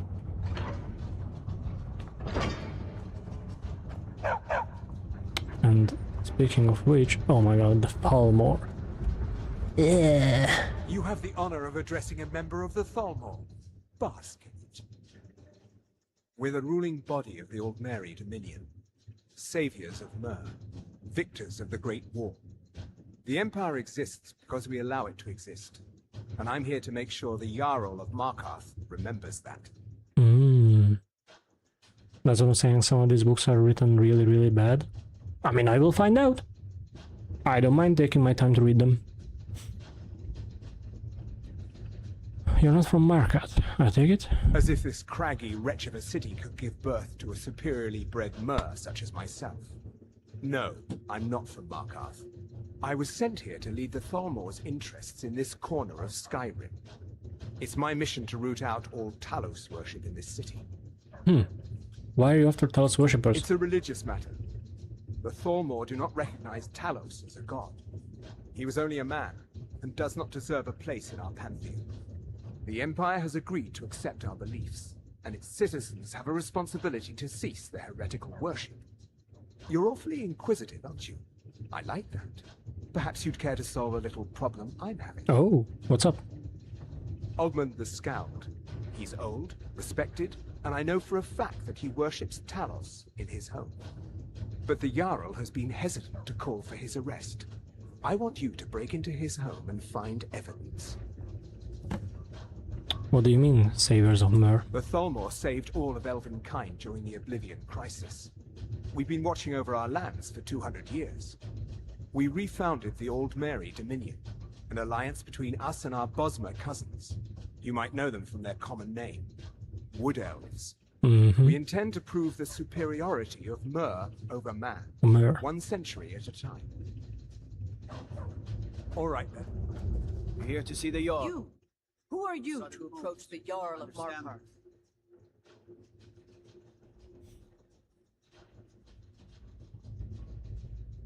Very well. You may approach the mournful throne, but watch your words. Hey, Falling. As his housecarl, Igmund's security is my chief concern. As well as his steward. Jarl Igmund. Madanach has been found to be the true murderer of Markarth. On behalf of the city, I apologize for your wrongful imprisonment. That's fine. Dragons have returned to Skyrim. Yes, I know. We have some advantages if they come here. The city is built into the mountainside, so it's hard to reach into, even from the skies. And everything is made of stone, even the beds. We'll have no trouble from Dragon's Fire here. Has the war been hard on Markarth? It all started here, this rebellion. When the Empire lost the Reach during the Great War, we became desperate. We promised a group of Nord militia free worship in exchange for their help retaking the hold. Then the elves found out about it. We were forced to arrest all of them. Ulfric Stormcloak, their leader, used the whole thing as proof that the Empire had abandoned Skyrim. The rebels called it the Markarth Incident. It was the founding day for the Stormcloaks, and where this war really started. Okay.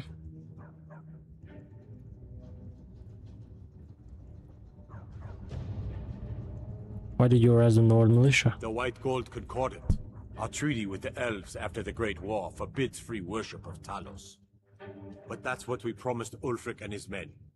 It seems foolish looking back, but at the time we were hoping the elves wouldn't find out.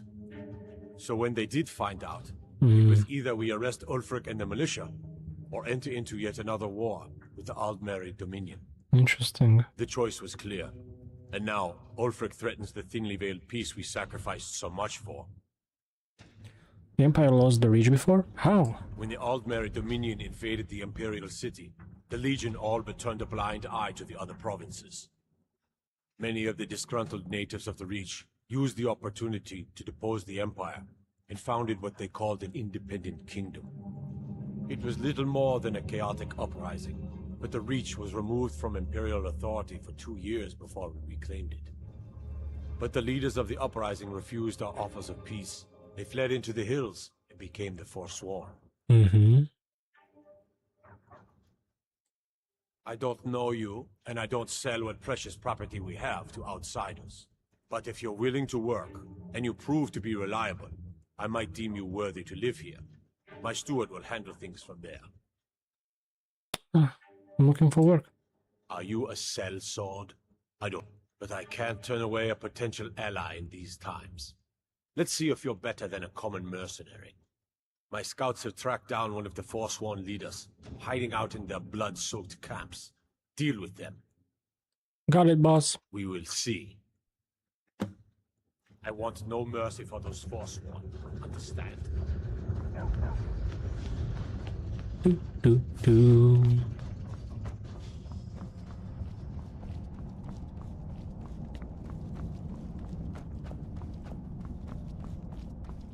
Whoa.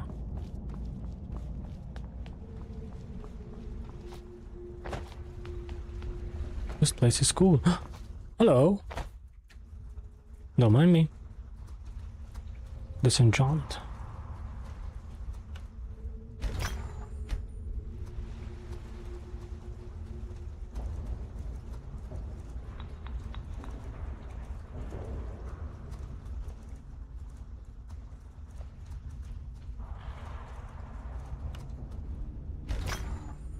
are. Okay, how much damage can I put on this?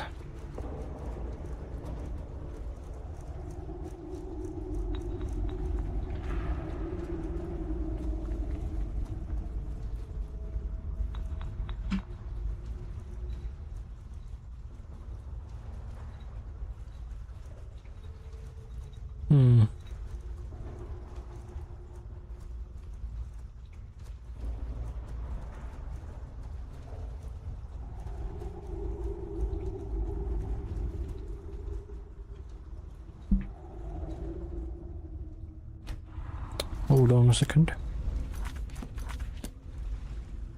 Skills. I do have a perk point. So let's see, what can I do?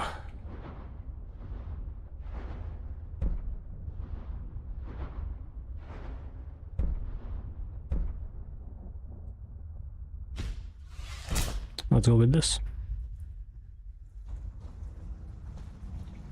Item, Daedric Mace, enchant, fire damage.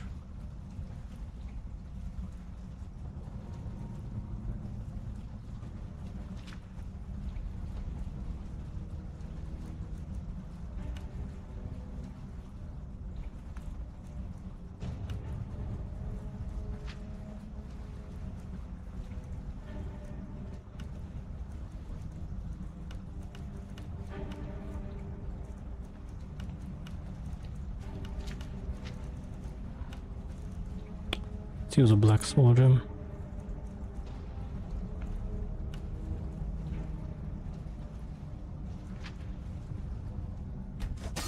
Boom.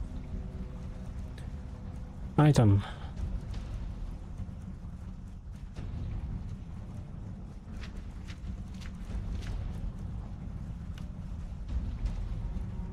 Enchantment.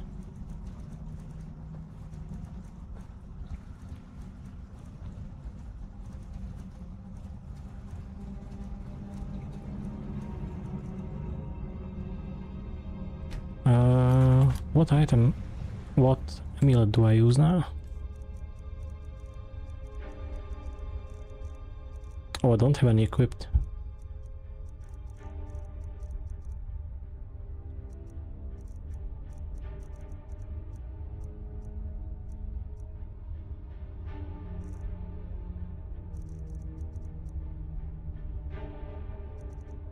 The starter amulet is not bad.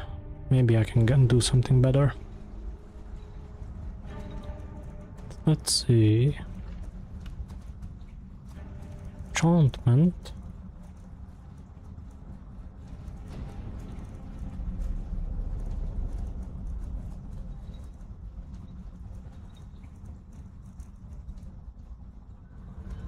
Let's go with one-handed.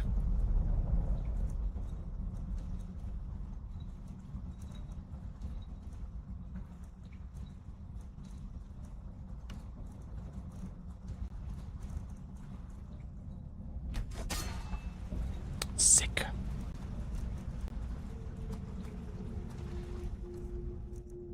And now to equip it. Oh yeah. I'm Calselmo's nephew. I help him Hello. around the What are laboratory. you doing here? The excavation site is closed. I don't need any Excavation site? Neshuan cell. The ruins underneath Markarth. The wealth of artifacts that I've based 2 human lifetimes of research on. You idiot! Do you even know who I am? The most recognized scholar on the Dwemer in all of Tamriel. And you people keep bothering me. I'm sorry, I got too excited. I'm in the middle of some very stressful work, and I shouldn't have yelled. It's okay. How can I help you? Why do you need guards? To protect my research, for one. There are more cutthroat scholars out there who would steal my findings if they got the chance. And the excavations into Neshuan are dangerous. Dwemer machines and traps still functional, even after thousands of years.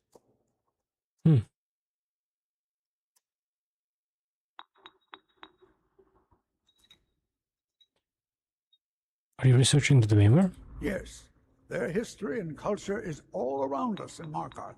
a race of stonecutters, artisans, and engineers. They invented machines and built elaborate underground cities where they researched powers to rival the gods themselves. And then, at a time we are still not sure when, they disappeared. The whole people, all at once, leaving behind only their works. I'd like to see the excavation site. Persistent, aren't you? Oh, very well. Who am I to stand in the way of curiosity? I'll let you in if you agree to something for me. There's a giant spider in a chewing cell. My workers call her Nimi, the poisoned one. Okay. If you deal with Nimi, I'll let you into both the excavation site and my Dwemer museum. What do you say? Consider it done. Enthusiasm. Good. Here's the key to the dig site. Take a look. Alright, what can I sell you first?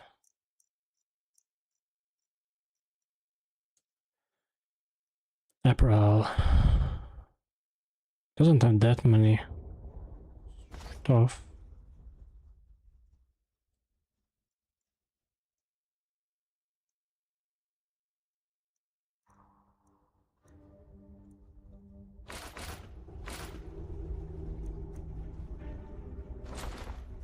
Good. What do you sell? Bound bow! Finally! Oh my god. Frost Atronach. Fear, fire rune. Oh, I didn't mean to buy the firebolt. Frost rune. Lightning bolt.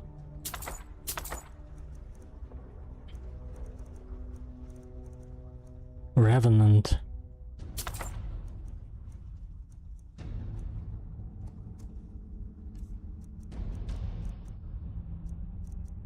Yes. Yes.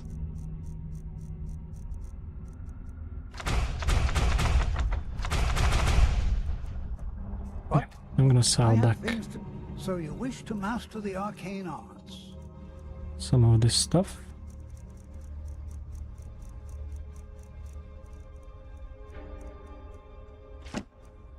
And also now I can sell more of my stuff here. Hee.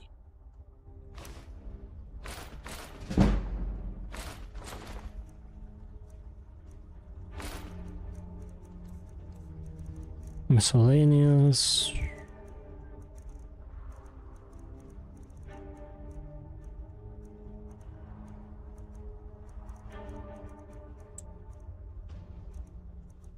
Yeah, that's fine. I had you figured for a mage. I think you'll appreciate this. Oh, the conjuration one is good.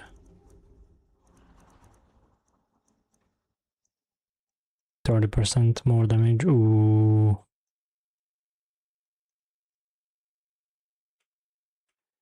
That's not bad. I have a lot of research to do. That's not bad at all, y'all. Okay, we have 10. 10 more carry weight. First of all, magic. Conjuration. Oh my god, I'm so happy.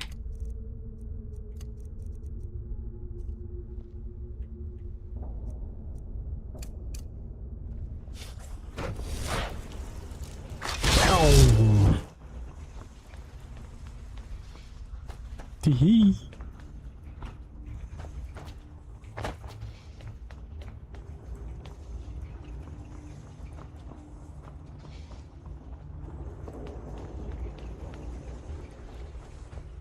Alright, we have a spider to kill.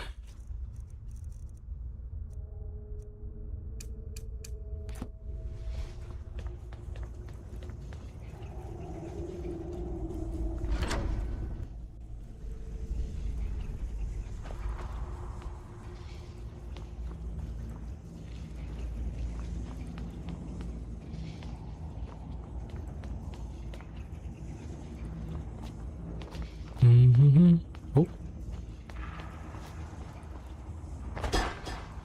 Sorry about that.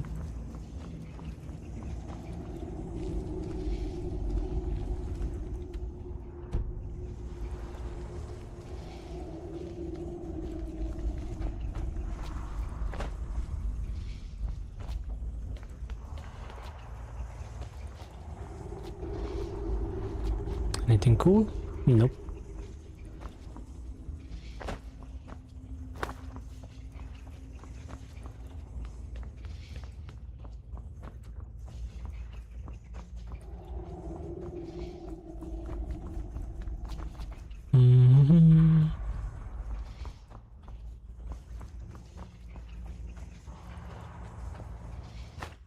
I'll take the healing potion.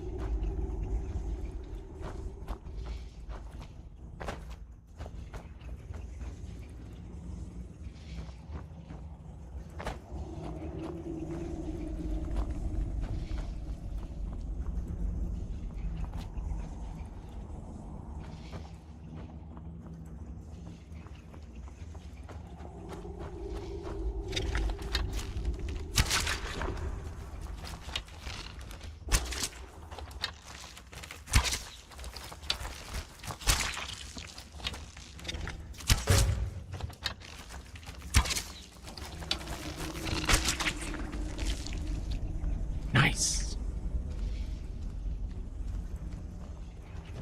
Nice. Can I? I can poison the bow. Oh, baby.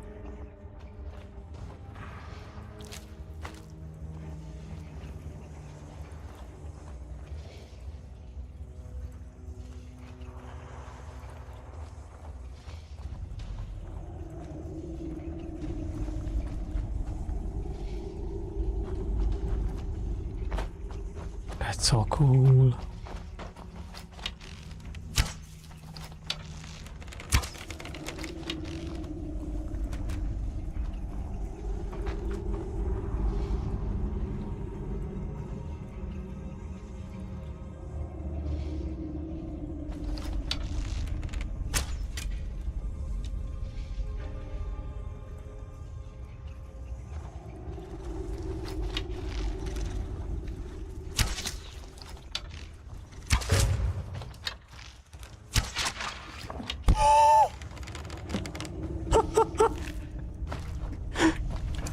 Oh baby,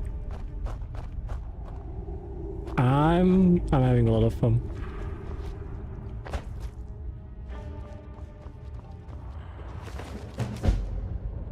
The Lost Expedition.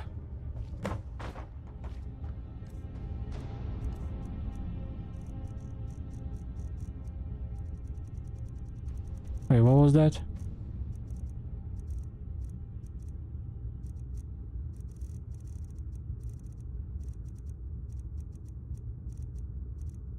I don't think I need that. Actually, I might.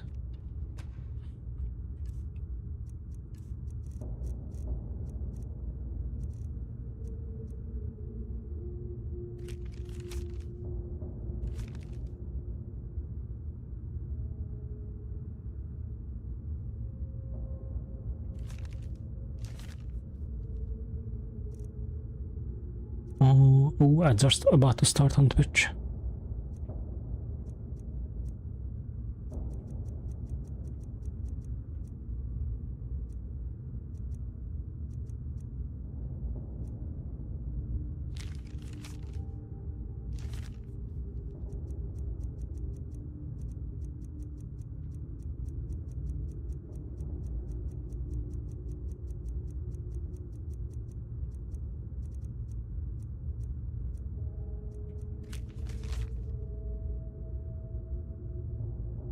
Oh, that's new.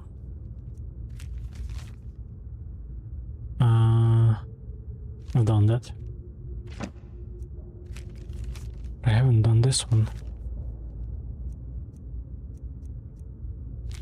Urag. Valen's Note. Rite of Sealing.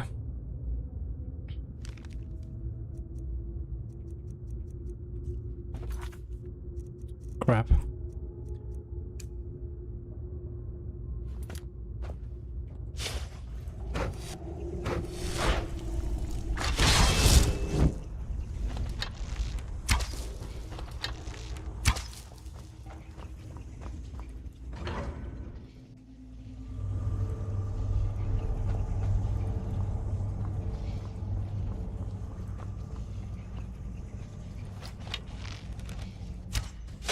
Oh.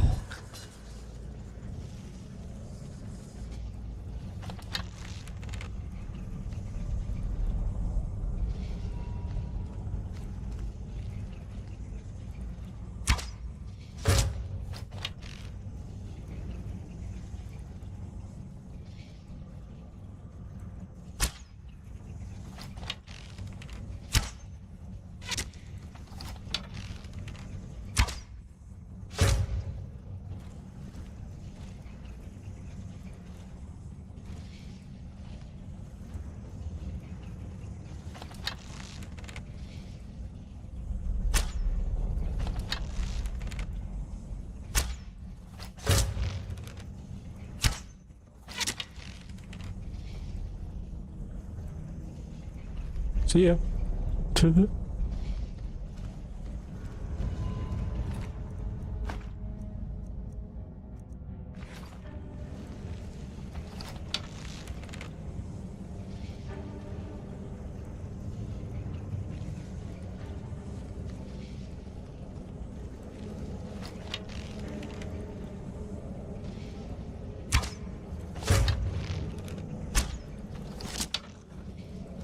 Boom.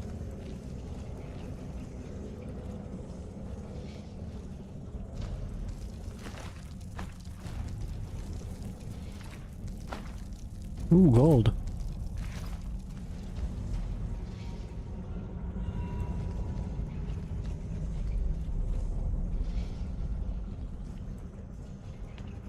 Damn. This place is cool.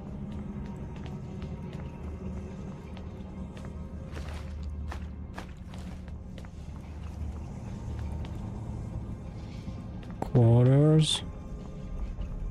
I wanna go down first.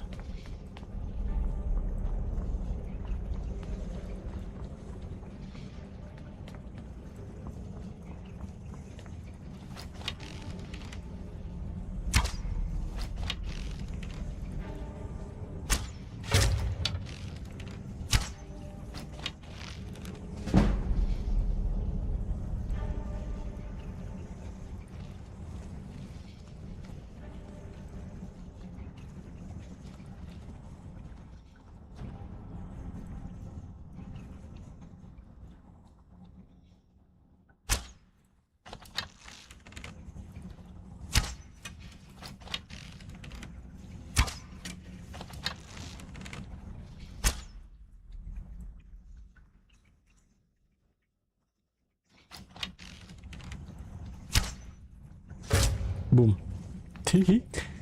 Alright, ad break is about to start. I'm gonna take a small break with that, and I'll see you all in a few minutes.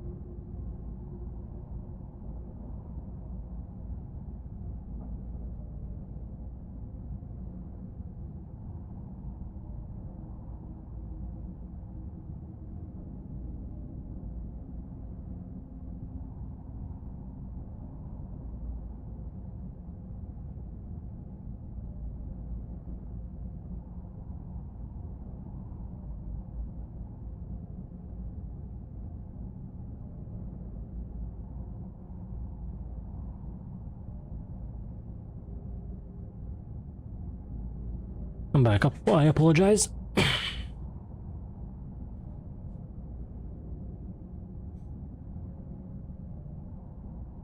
Give me a minute.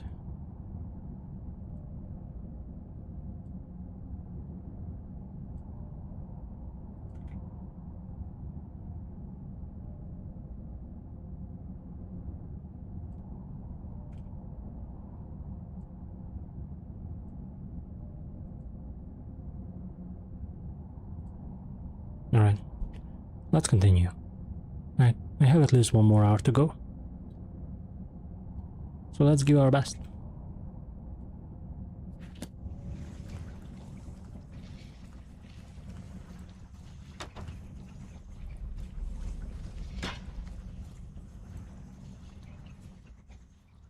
Interesting. Wait, did they just drop down? Oh no.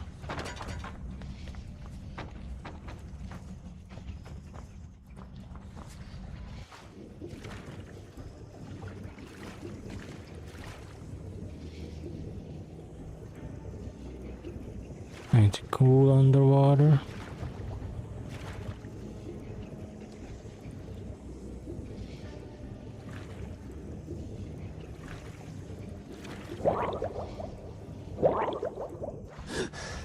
Oopsie. Whoa, what the hell?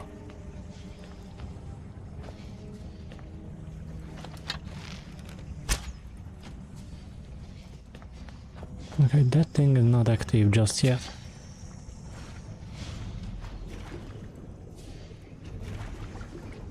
Wish we got a UI element for like our breathing, like how much breath we have left underwater. I think that would be really useful. But it's fine.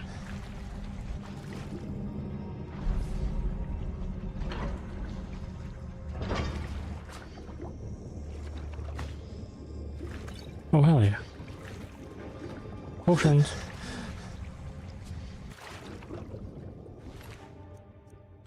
Gold.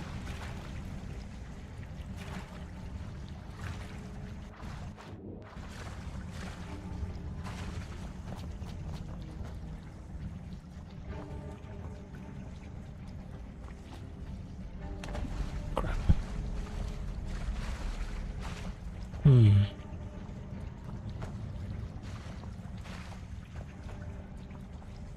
Okay, there's nothing behind there.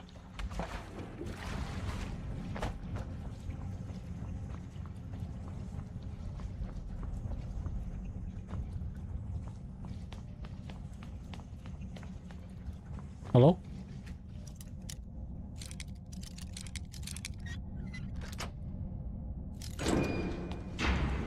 Chest. Amulet of Mara. Ooh. Well, thank you.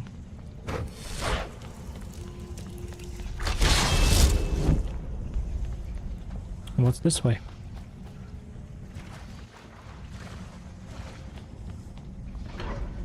Armory. Whoa.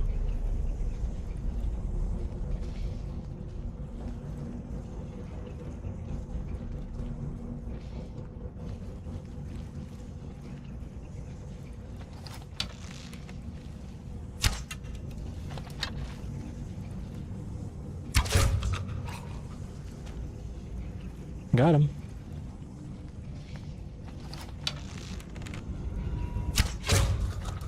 Got him. Are they blind?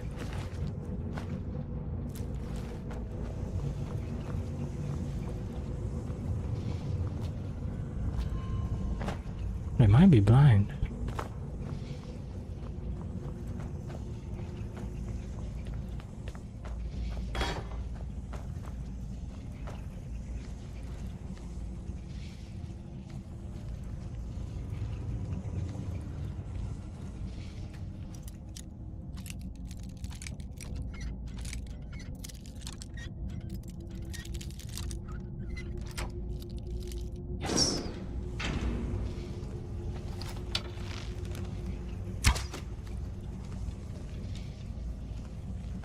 I want to go back a bit. Just a bit. And also, let's put some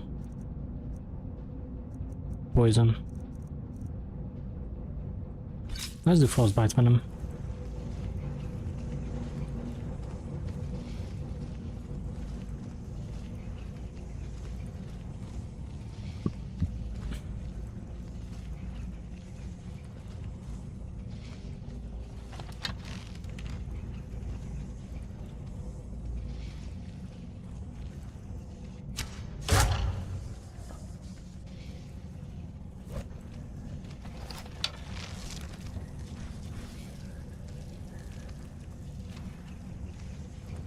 He didn't notice me. Wow. That's crazy.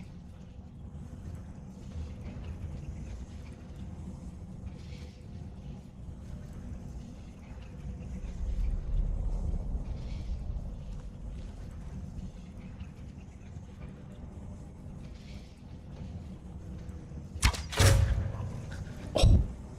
Critical strike and the stealth. Whoa. Whoa, whoa, what is that? Staff of Ice Spikes. Okay, that's kind of sick.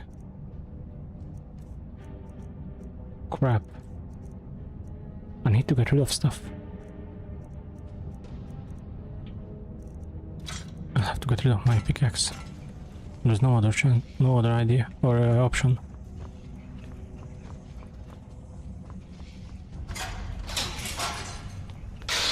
Ow. That doesn't look good.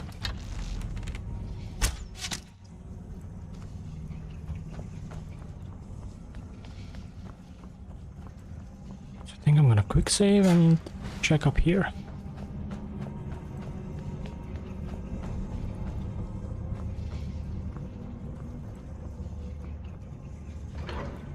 Oh, this leads back up here.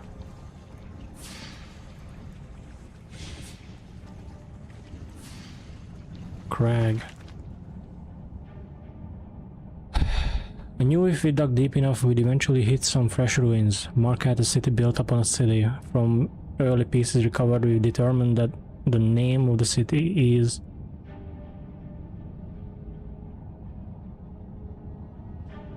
Guanzel, maybe? But past that we have very little info. We've been given an escort through and tomorrow we will delve into the city proper. It's only been a day and I already miss my desk and chair. I thought it would be a little more fun to explore, but so far it's been fighting spiders and getting to view an occasional rubble pile. Hopefully we get to the main ruins soon so we can set up a camp and start cataloging some of the items we've been able to find. We found the armory earlier and Ari has stayed behind to find a way into the main vault. If anyone can open the locks, it's him. We kept going and settled up here for the night since the guards say it will be easy to defend. I've put up a few rooms just in case. Oh, thanks. It's good to know that there are rooms.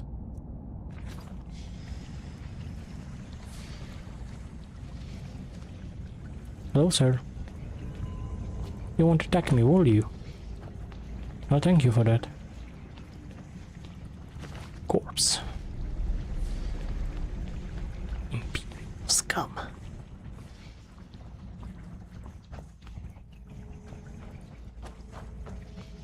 And this will allow us to circle back, okay. Control. Whoa.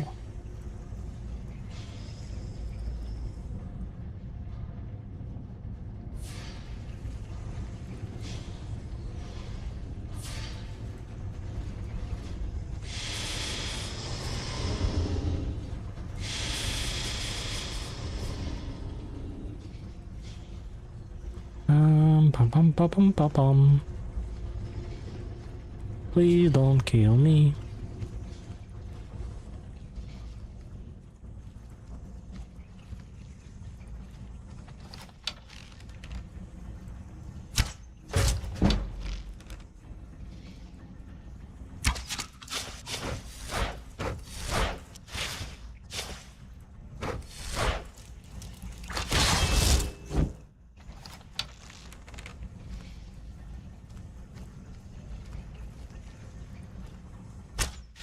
Boom. Ow. That hurts.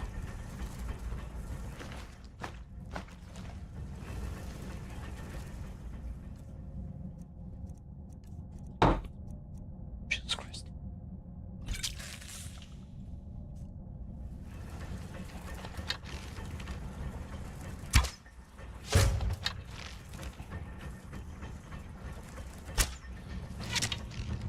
Oh. Oh.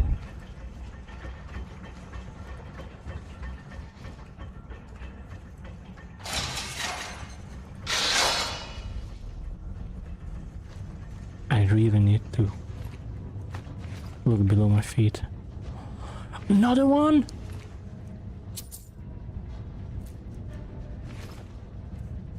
Okay, ingredients, let's see.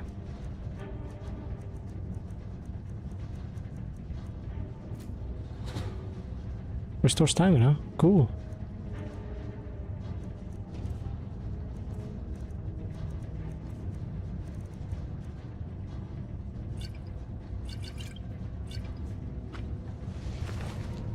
I need that staff.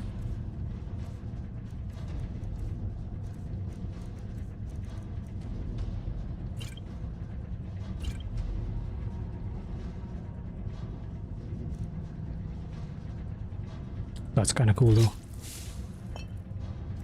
God. Still too heavy.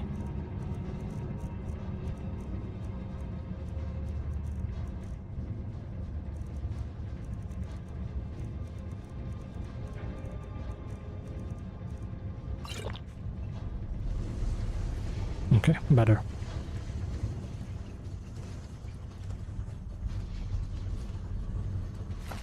Stobin. After making our way down the mine and through the spiders, we finally made it down to whatever Zell proper. They built the city into the very cave walls that house it. Amazing. Blah blah was something Zell hums with life, but its guardians lay dormant. Hopefully we can learn more as we go deeper. This area seems to be where two of the city's families lived. We've spent some time studying this tree outside the dwellings, but can't figure out what its significance is. Strom will be remaining behind with one of the students to further study this area in greater depth. I look forward to reading his notes on the subject. Today we enter the city's armory. The Falmer have yet to break into the best of the dwarven goods. Thanks to the sturdy Dwemer locks, Air said he will be able to get into the vaults and would send word when he's in. The spiders gave us much trouble, but who could have foreseen they've been the only thing keeping Marquette safe. After exiting the armory, we made camp, but the Falmer have been watching us and finally tired of our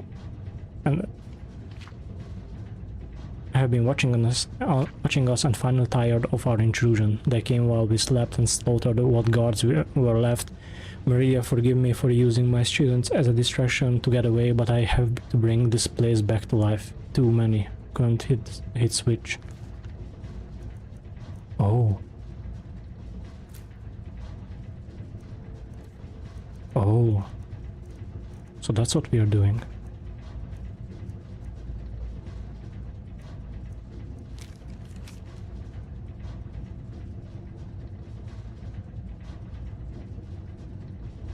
Oh, Salonia, we've been saddled with some researchers who can't go 4 steps without examining something, and they fight about as well as you'd think, probably worse. Strom at least has some magical competence, but none of them can swing a sword. Erge and Crag seem up to something, so I'll have to keep an eye on them, but Stubbs assures me they are trustworthy. Elitius.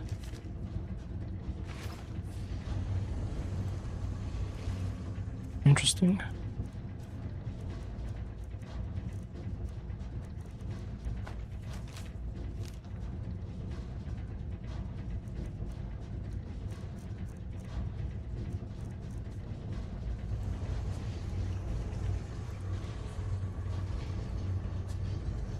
Where did I drop the note? God damn it. Okay, potions.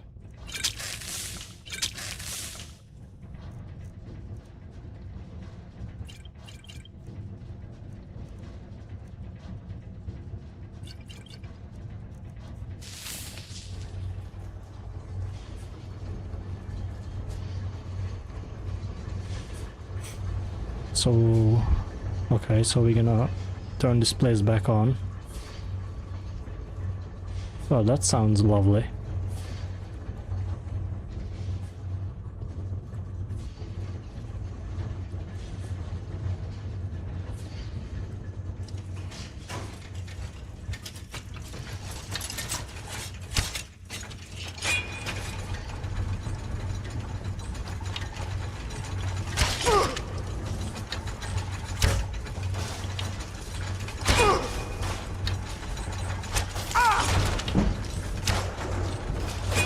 Oh my god.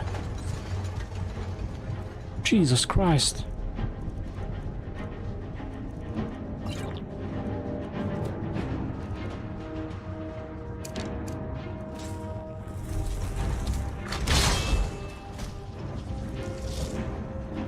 Come on, Frosty. Do something.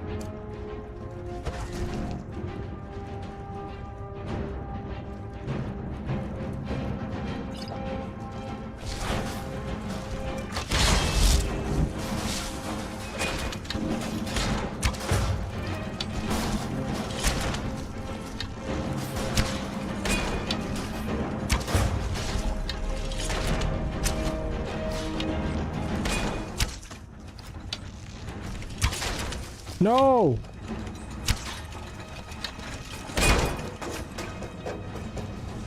How dare you? I lost Atronach.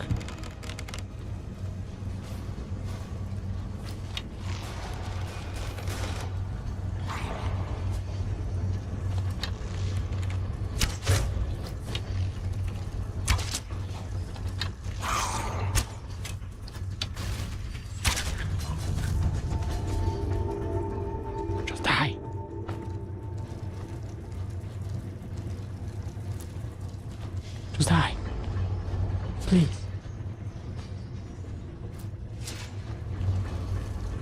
Oh, god damn it.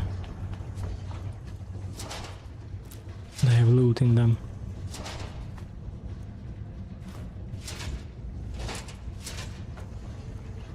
This is the worst.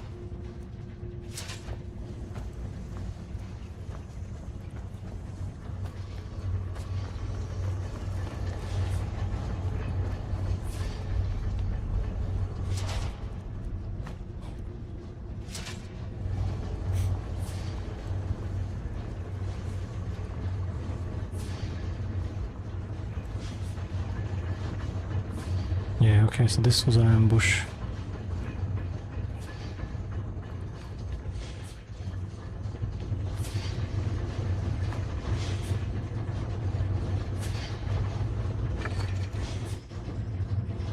Whoa! Oh, come on, man.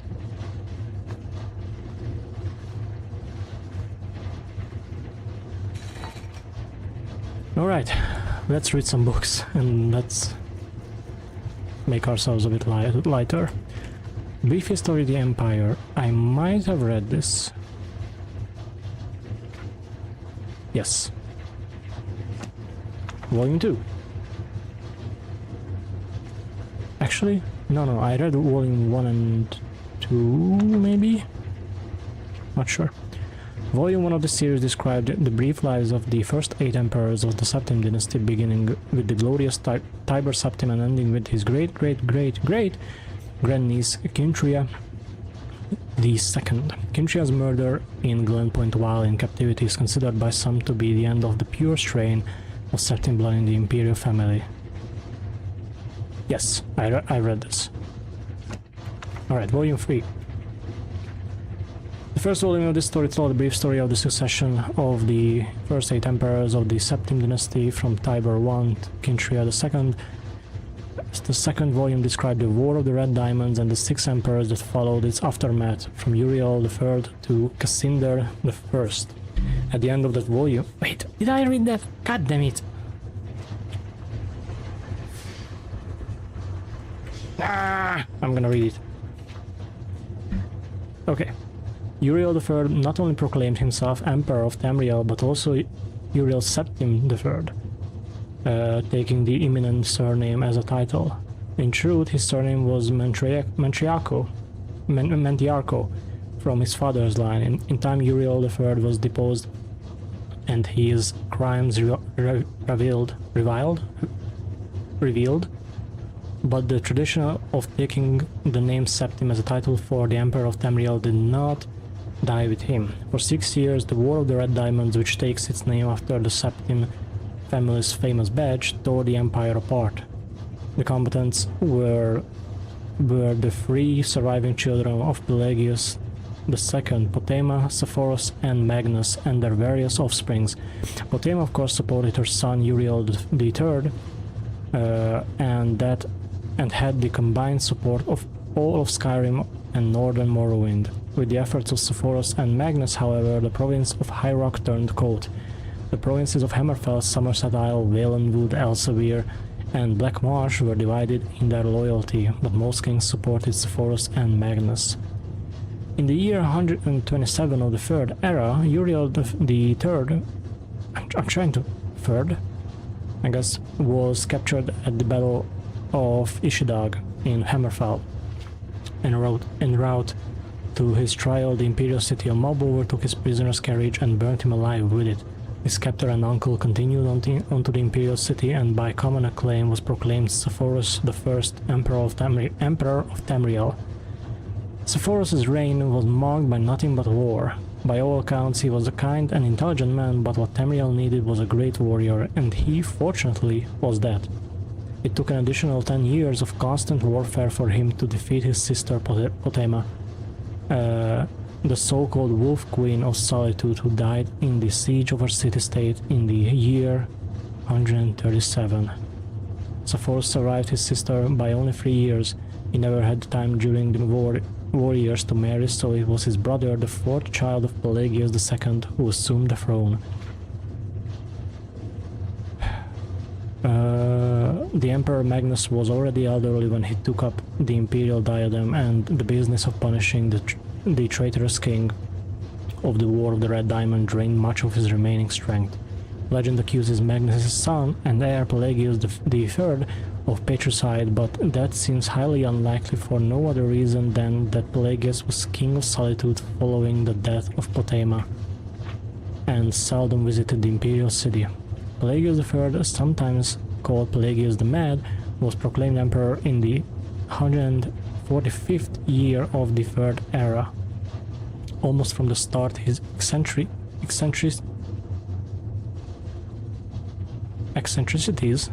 eccentricities behavior were noted at court. He embarrassed dignitaries, offended his vassal kings, and on one occasion marked the end of an imperial grand ball by attempting to hang himself. Jesus Christ. His long-suffering wife was finally awarded the regency of Tamriel, and Pelagius III was sent to a series of healing institutions and asylums until his death in the year 153 of the Third Era, at the age of 34. The Empress Regent of Tamriel was proclaimed Empress Kataraya the First upon the death of her husband. Some who do not mark the end of the Septim bloodline with the death of Kintria II consider the ascendancy of this dark elf woman the true mark of its decline. Her defenders, on the other hand, assert that though Kataria was not descended from Tiber, the son she had with Pelagius was, so the imperial chain did continue. Despite racist assertions to the contrary, Kataria's 46-year reign was one of the most celebrated in Tamriel's history. Uncomfortable in the imperial city, Kataria traveled extensively throughout the empire, such as no emperor ever had since Tiber's day. She repaired much of the damage that previous emperors' broken alliances and bungled diplomacy created.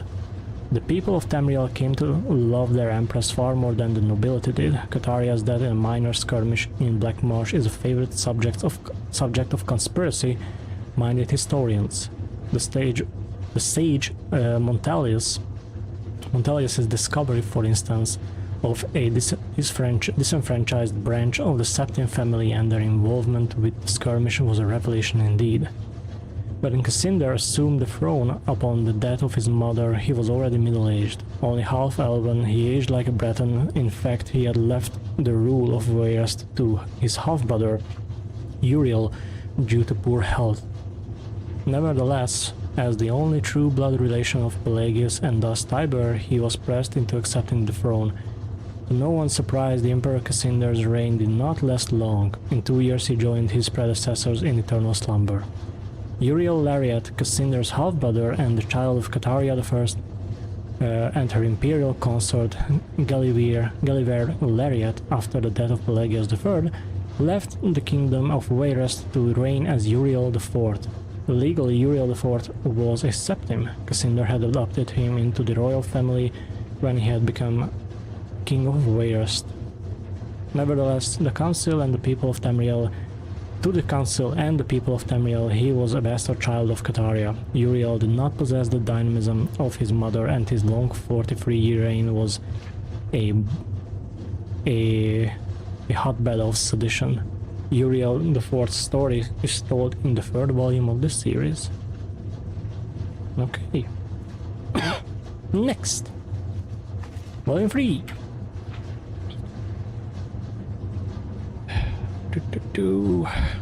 I'm gonna skip the recap. It will be recalled that Uriel IV was not a Septim by birth. His mother, though she reigned as empress for many years, was a dark elf married to a true Septim emperor, Pelagius III. Uriel's father was actually Kataria I's consort after Pelagius' death, a Breton nobleman named Gulliver Lariat. Before taking the throne of Empire, Cassinder I had ruled the kingdom of Wayrest, but poor health had forced him to retire. Cassinder had no children, so he legally adopted his half-brother Uriel and abdicated the kingdom. 7 years later, Cassinder inherited the empire at the death of his mother. 3 years after that, Uriel once again found himself the recipient of Cassinder's inheritance.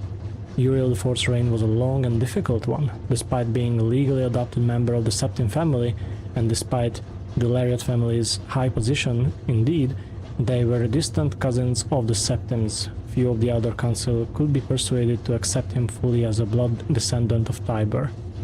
The Council had assumed much responsibility during Kataria I's long reign, and Cassinder I's short one, and the strong-willed alien monarch like Uriel IV found it impossible to command their unswerving fealty. Time and time again the Council and Emperor were at odds, and time and again the Council won the battles. Since the day of Pelagius II, the Elder Council had consisted of the wealthiest men and women in the Empire, and the power they wielded was conclusive. The Council's last victory over Uriel IV was posthumous. Endorak, Uriel IV's son, was disinherited by the vote of council, and the cousin more closely related to the original Septim line was proclaimed Sepphoris II in the year 247 of the Third Era. For the first time in 9 years of Sepphoris II's reign, those loyal to Endorak battled the imperial forces in an act that the sage Irantine called Tiber Septim's heart beating no more.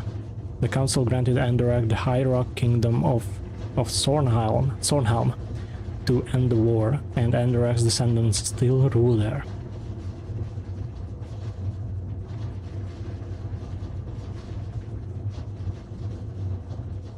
By large, Sepphoris II had foes that demanded more of his attention than Endorak.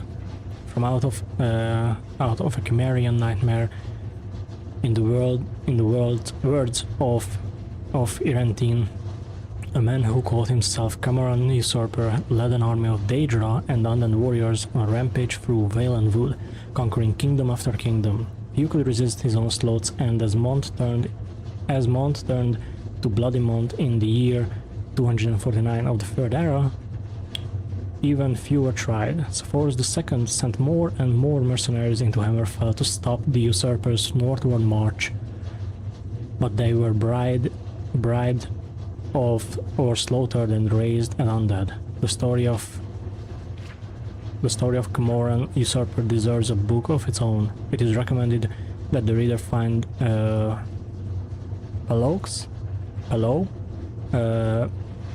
Ilfries, The Fall of the Usurper, for more detail. In short, however, the destruction of the forces of the Usurper had little to do with the effort of the Emperor. The result was a great regional victory and an increase in hostility toward the seemingly inefficacious empire. Inefficacious empire. Oh my god! Hi, Pasta! Work is crazy, but I'm lurking. I hope you're having a great stream. Oh my god, Pasta. So much has happened, I'm gonna have to tell you all about it. So, be prepared.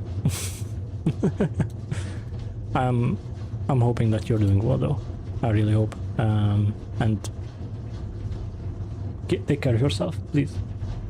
Take care of yourself and make sure that you're hydrated and everything. Probably be in VC tonight if I have time. Hell yeah. Okay. Yeah, I'll hit you up. I'll probably after stream, I'm probably gonna just hang around in VCs, either in yours or somewhere else, and just edit some videos.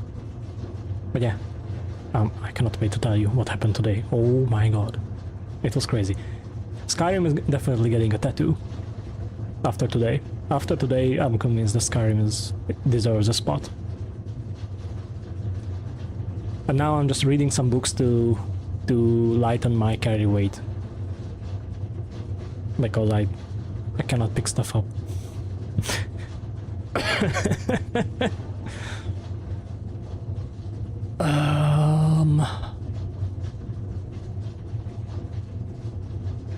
Okay. In short, however, the destruction of the forces of the usurper had little to do. The result was a great regional victory and an increase in hostility toward the seemingly inefficacious empire. Uriel V, Sepphoris II's son and successor, swiveled opinion back toward the latent power of the empire, turning the attention of Tamriel away from internal strife. Uriel V embarked on a series of invasions beginning almost from the moment he took the throne in the year 268 of the Third Era. Uriel V conquered Roskria in 227, Katnoke in 276, in Elsia in 279, and Ezronie in 284. In the year 288 of the Third Era, he embarked on his most ambitious enterprise, the invasion of the continent kingdom of Akavir. This ultimately proved a failure, for 2 years later Uriel V was killed in Akavir on the battlefield of Ionith. Nevertheless, Uriel V holds a reputation second only to Tiber as one of the two great warrior emperors of Tamriel. The last four emperors, beginning with Uriel V's infant son, are described in the fourth and final volume of this series. Yo! Can't wait! Okay, we're gonna skip the recap.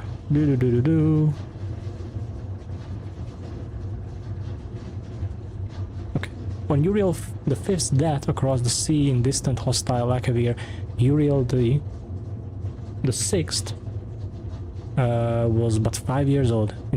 In fact, Uriel VI was born only shortly before his father left for Akavir. Uriel V's only other progeny by a morganatic alliance were the twins Moriata and Eloisa, who had been born a month after Uriel V left. Uriel VI was crowned in the year in the 290th year of the Third Era. The imperial consort Britannica, as the boy's mother, was given a restricted regency until Uriel VI reached his majority. The other council retained the real power as they had ever since the days of Kataria I. The council so enjoyed its unlimited and unrestricted freedom to promulgate laws and generate profits that Uriel VI was not given full license to rule until 307, when he was already 22 years old. He had been slowly assuming positions of responsibility for years, but both the council and his mother, who enjoyed even her limited regency, were loath to hand over the reins. By the time he came to the throne, the mechanisms of government gave him little power except for that of the imperial veto. This power, however, he regularly and vigorously exercised. By 313, Uriel VI could boast with conviction that he truly did rule Tamriel. He utilized defunct spy networks and guard units to bully and coerce the difficult members of the Elder Council. His half-sister Moriata was, not surprisingly, his staunchest ally, especially after her marriage to Baron Ulfi Gerson of Winterhold brought her considerable wealth and influence. As the sage Ugarij said, Uriel V conquered Zronier, but Uriel VI conquered the Elder Council. When Uriel VI fell off a horse and could not be resuscitated by the finest imperial healers, his beloved sister Moriata took up the imperial tiara. At 25 years of age, she had been described by admittedly self-serving diplomats as the most beautiful creature in all of Tamriel. She was certainly well learned, vivacious, athletic, and a well-practiced politician. She brought the Archmagister of Skyrim to the Imperial City and created the second Imperial Battle Mage since the days of Tiber Septim. Moriata finished the job her brother had begun and made the Imperial Province a true government under the Empress and later the Emperor. Outside the Imperial Province, however, the Empire had been slowly disintegrating. Open revolutions and civil wars had raged unchallenged since the days of her grandfather, Sepphoris II. Carefully coordinating her counterattacks, Moriata slowly claimed back her rebellious vassals and avoiding overextending herself. Though Moriata's military campaigns were remarkably successful, her deliberate pace often frustrated the council. One councilman, an Argonian who took the Colovian name of Toricles Runes, furious at her refusal to send troops to his troubled Black Marsh, is commonly believed to have hired the assassin who claimed her life in the year 339 of the Third Era, or the 339th year of the Third Era. Romus was summarily tried and executed, though he protested his innocence to the last. Moriata had no surviving children, and Eloisa had died but a fewer 40 years before. Eloisa's 25-year-old son, Pelagius, was thus crowned Pelagius IV. Pelagius IV continued his aunt's work, slowly bringing back under his wing the radical and refractory kingdoms, duchies, and baronies of the Empire. He exercised Moriata's poise and circumspect pace in his endeavors, but alas, he did not attain her success. The kingdoms had been free for constraint for so long that even a benign imperial presence was considered odious. Nevertheless, when Pelagius died after a notably stable and prosperous 29-year reign, Tamriel was closer to unity than it had been since the days of Uriel I. Our current emperor, his awesome and terrible majesty Uriel Septim VII, son of Pelagius the IV, has the diligence of his great aunt Moriata, the political skill of his great uncle Uriel VI, and the military prowess of his great granduncle Uriel V. For 21 years, he reigned and brought justice and order to Tamriel. In the year 389 of the Third Era, however, his Imperial Battle-Mage Jagar Thorn betrayed him. Oh, Jagar Thorn, you once again appear. Uriel VII was imprisoned in a dimension of Thorn's creation, and Thorn used his sorcery of illusion to assume the Emperor's aspect. For the next 10 years, Thorn abused Imperial privilege but did not continue Uriel VII's schedule of reconquest. It is not yet entirely known what Thorn's goal and personal accomplishments were during the 10 years he masqueraded as his liege lord. In the year 399 of the Third Era, an enigmatic champion defeated the Battle Mage in the dungeons of the Imperial Palace and freed Uriel VII from his other dimensional jail. Since the emancipation of Uriel Septim VII, has worked diligently to renew the battles that would reunite Tamriel. Thorn's interference broke the momentum, it is true, but the years since then have proven that there is hope for the golden age of Tiber Septim's rule, glorifying Tamriel once again. Wow! So we know that Brenzia somewhat succeeded. Great! Hell yeah.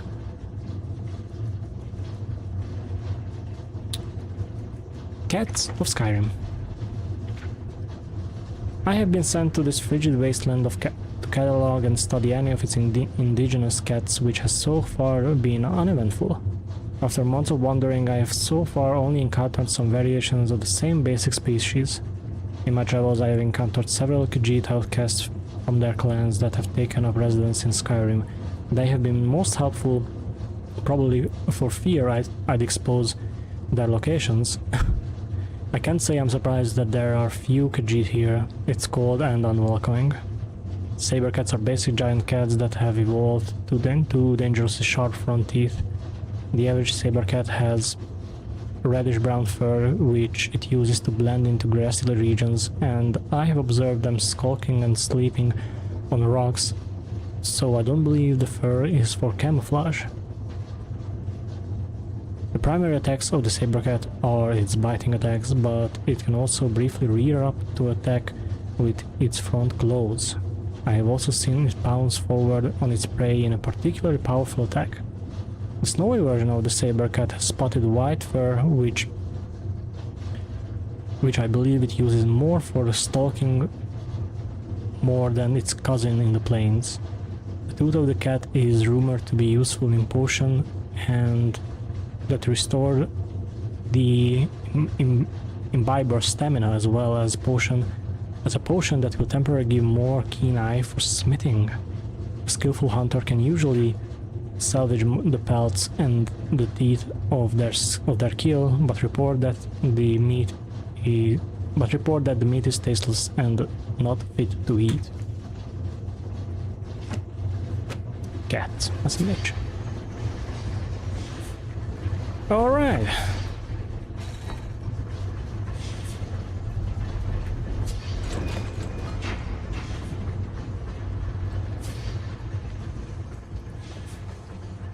I'm a bit scared now that I've turned the city back on.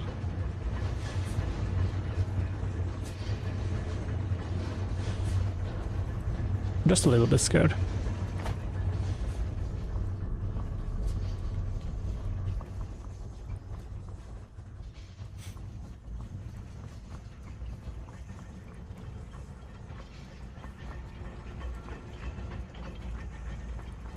Please don't jump at me.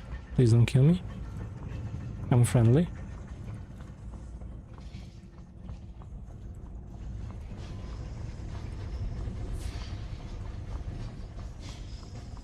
Do do do do.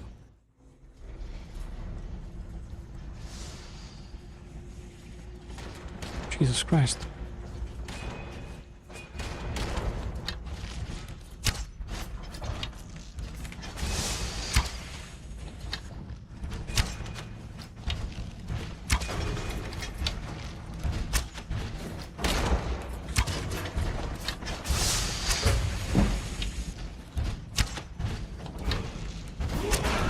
Whoa, I won!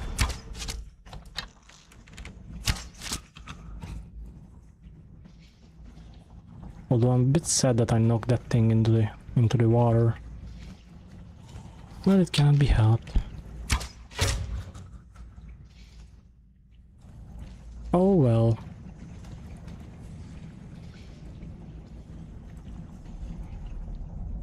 Level up! Stamina. My current duration is 62.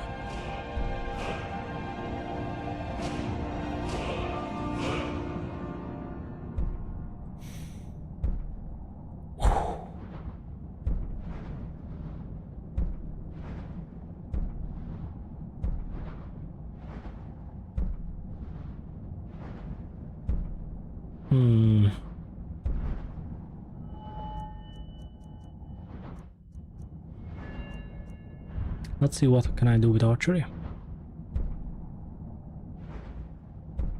Don't necessarily need that. Steady hands, stagger.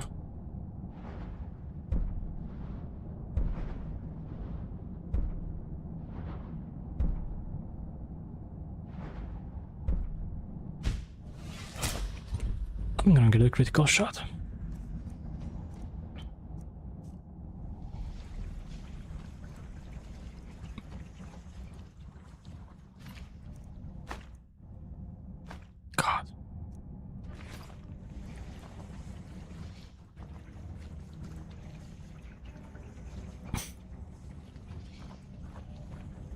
God, there's a chest over there as well.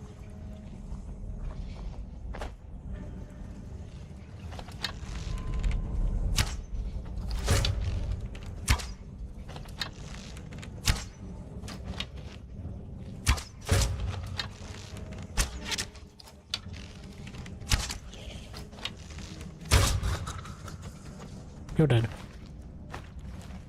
Oh, potion.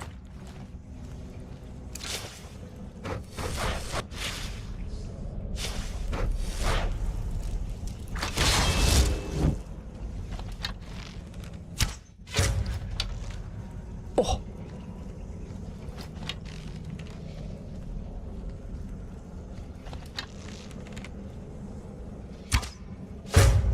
Oh.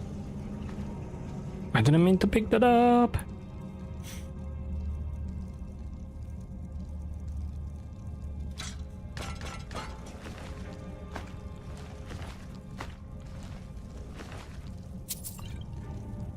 How do these guys have so many potions? Can't figure it out.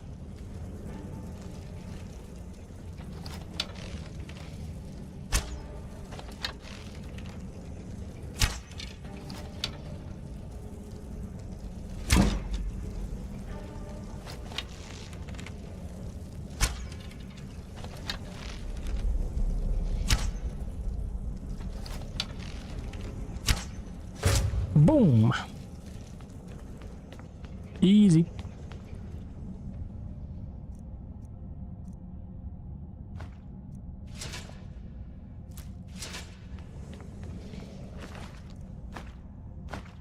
Yep, and I'm already too heavy.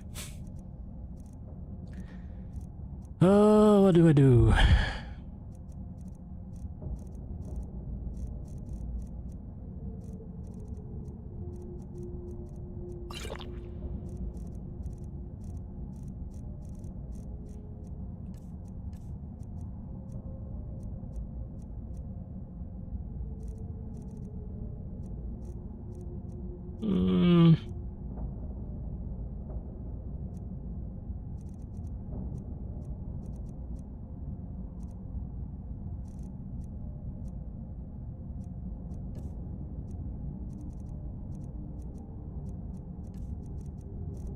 Okay, what do I have?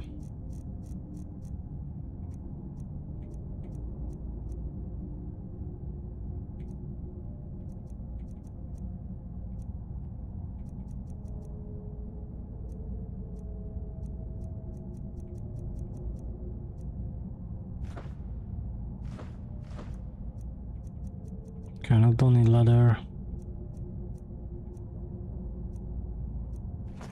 Goblet, I don't need that either.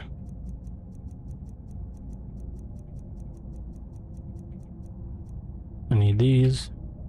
Or something, I think. Amber. Do I need that? I don't think so.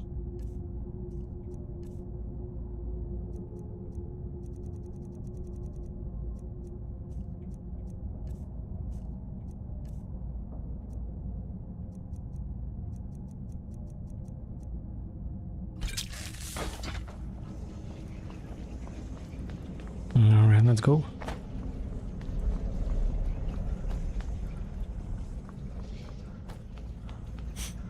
I need to explore the rest.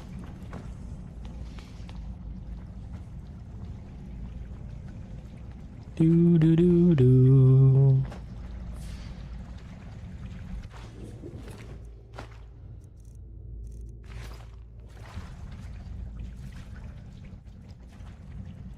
Wait, what's this? Nothing. Okay, the Centaurian is here.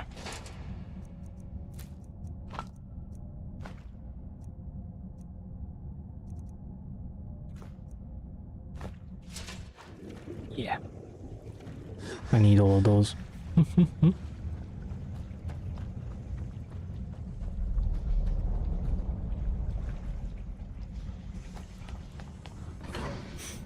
Alright, into the armory.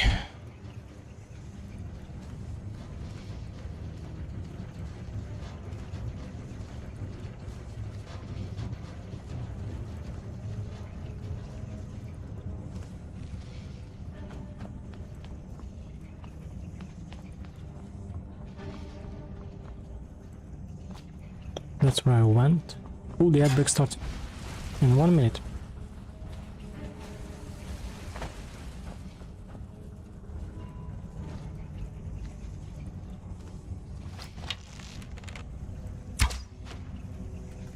Okay, I'm gonna take a small break and then I'll be back and see you to the end of this. Recover Strom's journal as well. Yeah, I'll be right back. I'm gonna probably grab something to eat as well.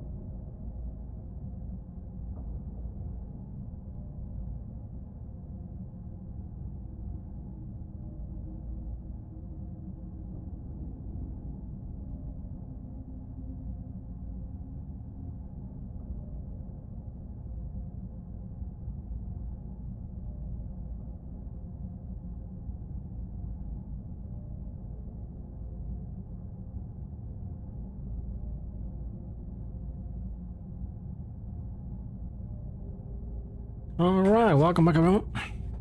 I got some food. Let's continue.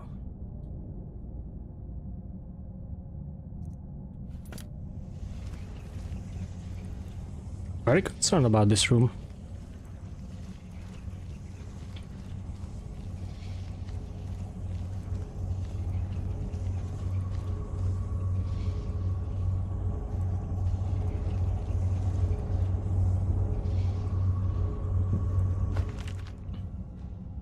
How foolish to move through this place so quickly. It's taken me only a few hours to crack the back gate. Maybe I'll donate a cup or two, but Craig says he knows some private buyers who will pay handsomely for a working trinket.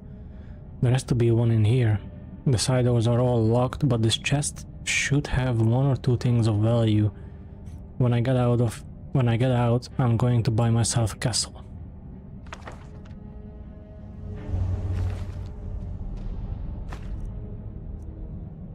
Stifled zombies.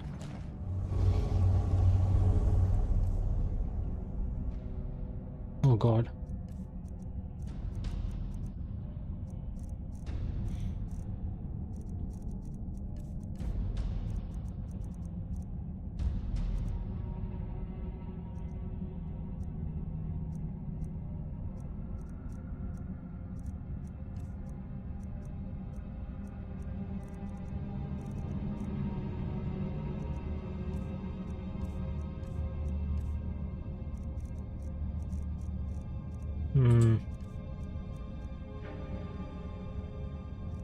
Can I drop the keys? What the hell is so heavy that I'm wearing? Oh, this thing is cool. I'm not necessarily wearing actually, I'm just having.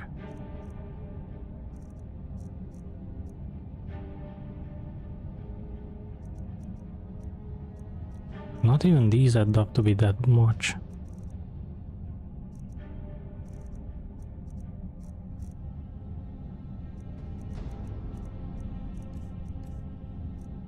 It's probably the potions.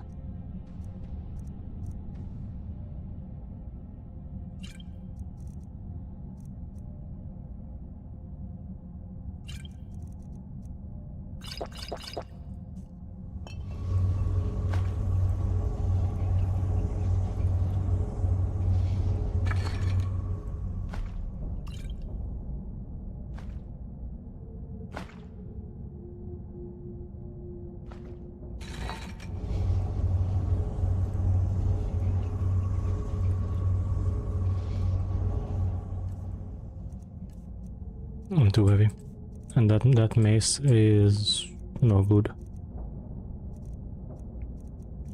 Right. Yeah.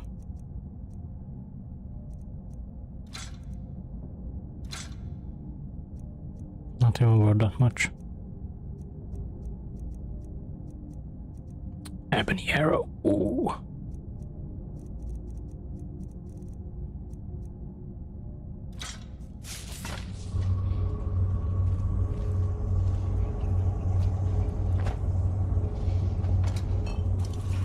I knew it.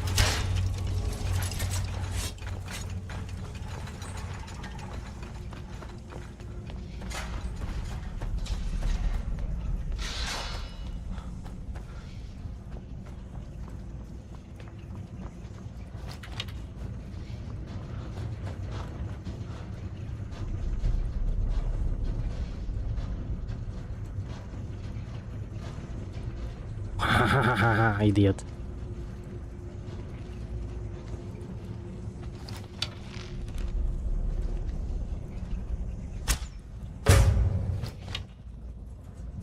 Boom!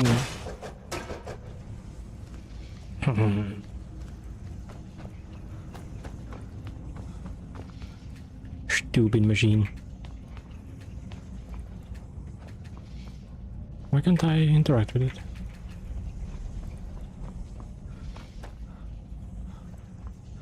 Hop.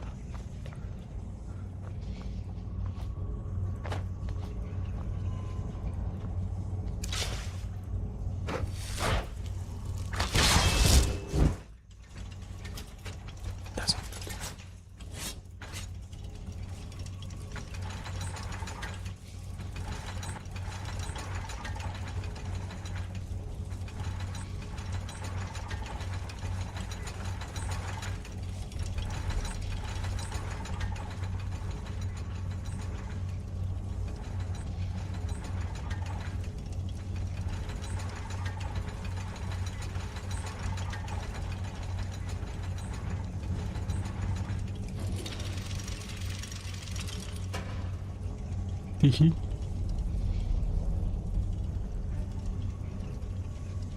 There's nothing in here.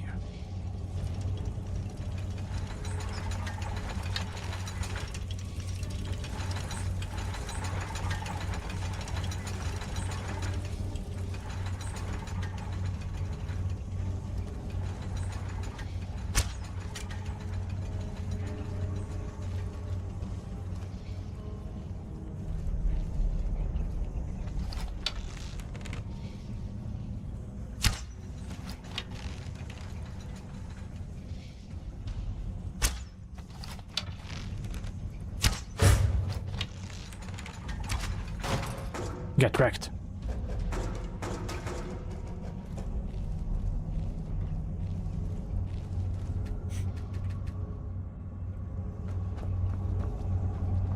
Okay, well, I'm going out. Bye-bye.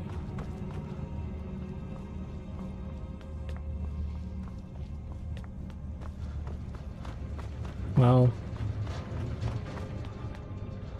I don't think I can go out, actually.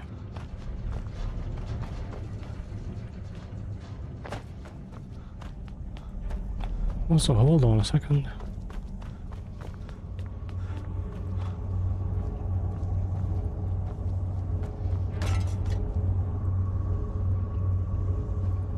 That scared the hell out of me. Stop from leaving.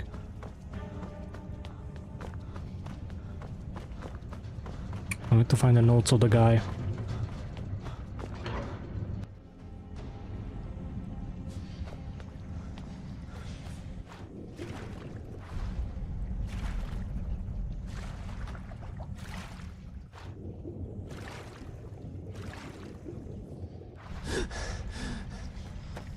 That means I have to go into the vault.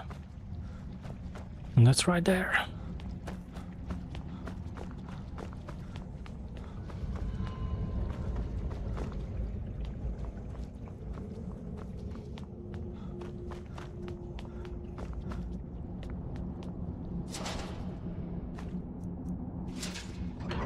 Quarters.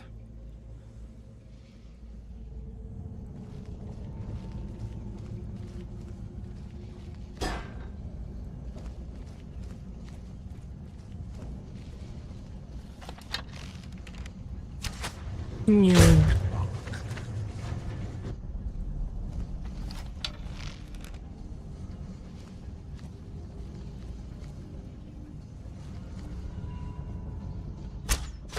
Boom.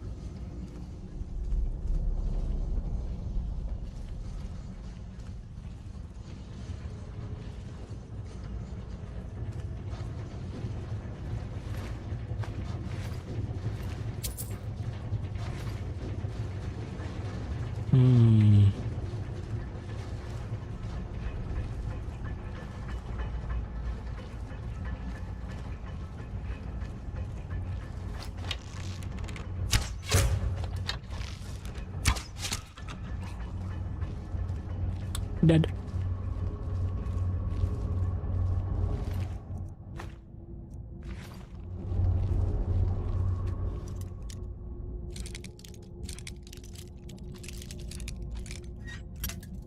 Okay.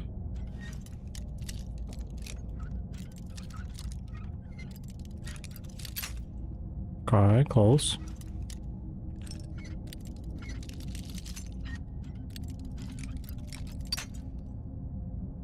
Don't have a lot of lockpicks left. Yeah.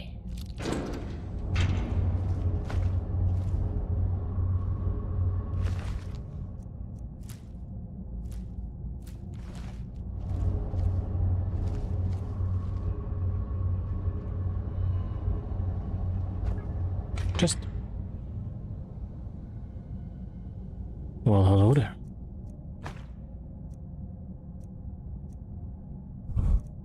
I mean, that's decent money.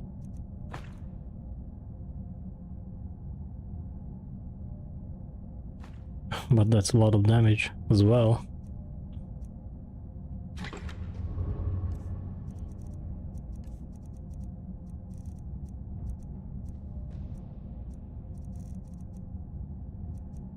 Less magic,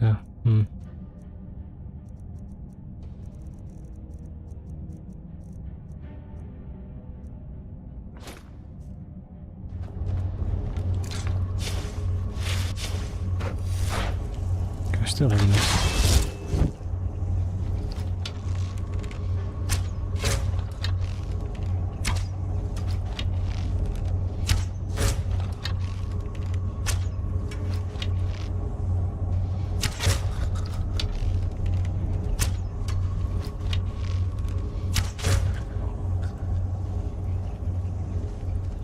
Boom, boom.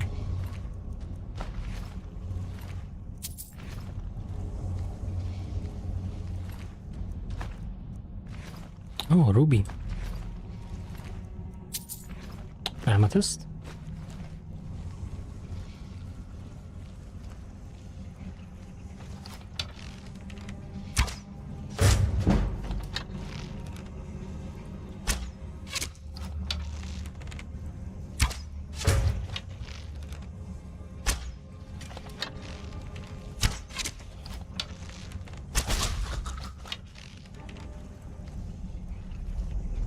Anyone else?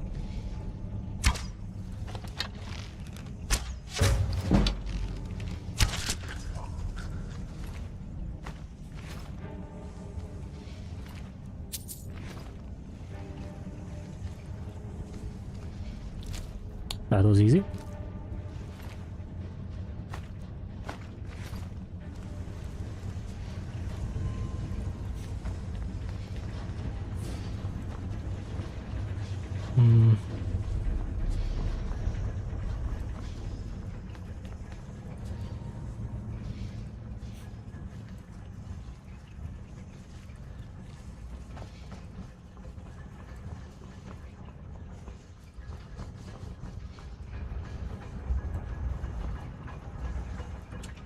Trash. Ooh.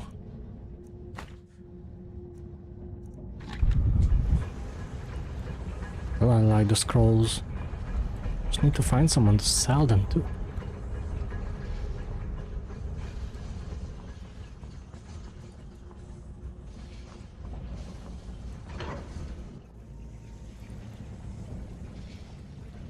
Oh. Glass greatsword. Whoa! Okay, that's really cool. Oh, I really want that.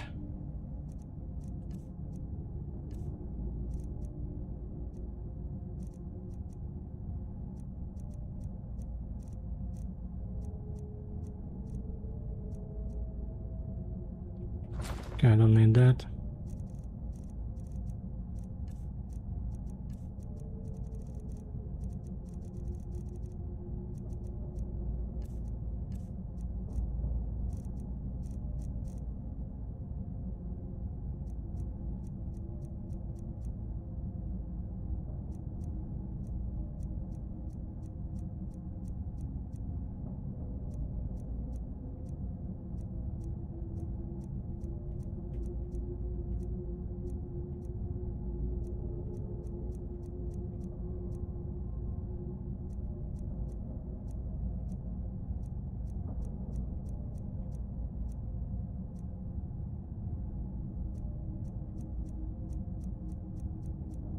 Yeah, I do have a lot of books. God damn it. I was just trying to math it out. I have a lot of books.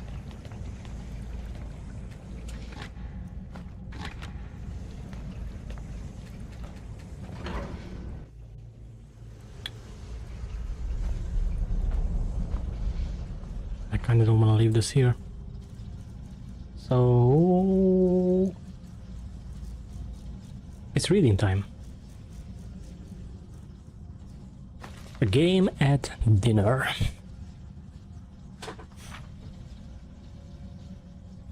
Wait. Oh, I read this. A minor maze.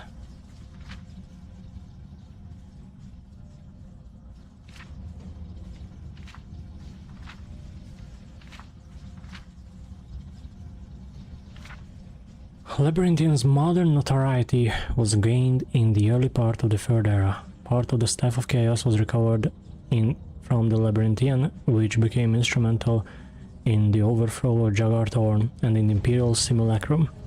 The site has since become embedded in the minds of all subjects of the Empire, and the ruins are occasionally visited by local loyalist pilgrims retracing the steps of the Eternal Champion. The namesake of the Labyrinthian is somewhat less commonly known, however. The foreboding ruins were originally built as a temple to the dragons. This grew into Bromjunar, a great city of that era. Bromjunar is believed by some to have been the capital of Skyrim at the height of the dragon cult's influence there. Little historical record exists to verify or refute this, but it is known that the highest-ranking priests of the cult met at Labyrinthian to discuss matters of ruling. Bromjunar crumbled, however, along with the rest of the dragon cult, and the site lay abandoned for many years, a deteriorating reminder of those benighted days of the North. Not until the days of Shalidor would the ruins come into use again. Shalidor the Archmage, famous for his exploits on the First Era, various tales tells of him battling Dwemer legions, single-handedly building the city of Winterhold with a whispered spell, stealing the secret of life from Akatosh, or constructing the Labyrinthian himself.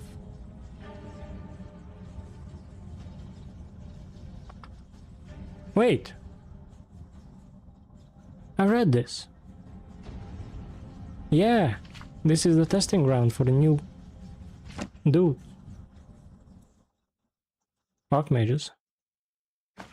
Aedra and Daedra. The designations of gods, demons, Aedra and Daedra are universally confusing to the layman. They are often used interchangeably. Aedra and Daedra are not relative terms. They are elvish inexact. Azura is Daedra in both Skyrim and Morrowind. Aedra is usually translated as ancestor, which is as close as Cyrodiilic can come to this elven concept. Daedra means roughly not our ancestor. This distinction was crucial to the Dunmer, whose fundamental split in ideology is represented in their mythical genealogy. Aedra are associated with stasis. Daedra represent change. Aedra created the mortal world and are bound to the earth bones. Daedra, who cannot create, have the power to change. As part of the divine contract of creation, the Aedra can be killed. Witness Lorcan and the Moons. The Protean Daedra, for whom the rules do not apply, can only be banished. Ooh. Azir. Yeah. This is an absurd book, but like all things Khajiit, as the expression goes,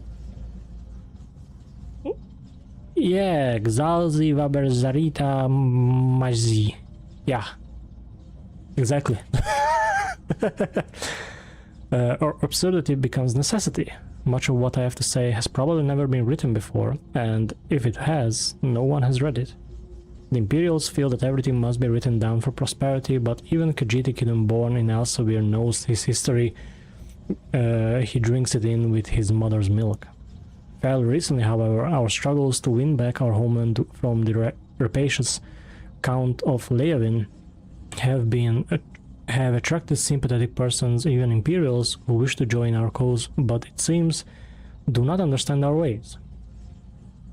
Our enemies, of course, do not understand us either, but that is as we wish it, a weapon in our arsenal. Our non-Khajiit friends, however, should know who we are and why we are and what we are doing. The Khajiit mind is not engineered for self-reflection. We simply do what we do and let the world be damned. I love that. To put into words and rationalize our philosophy is foreign, and I cannot guarantee that even after reading this you will understand us. Grasp this simple truth. When I contradict myself, I am telling the truth.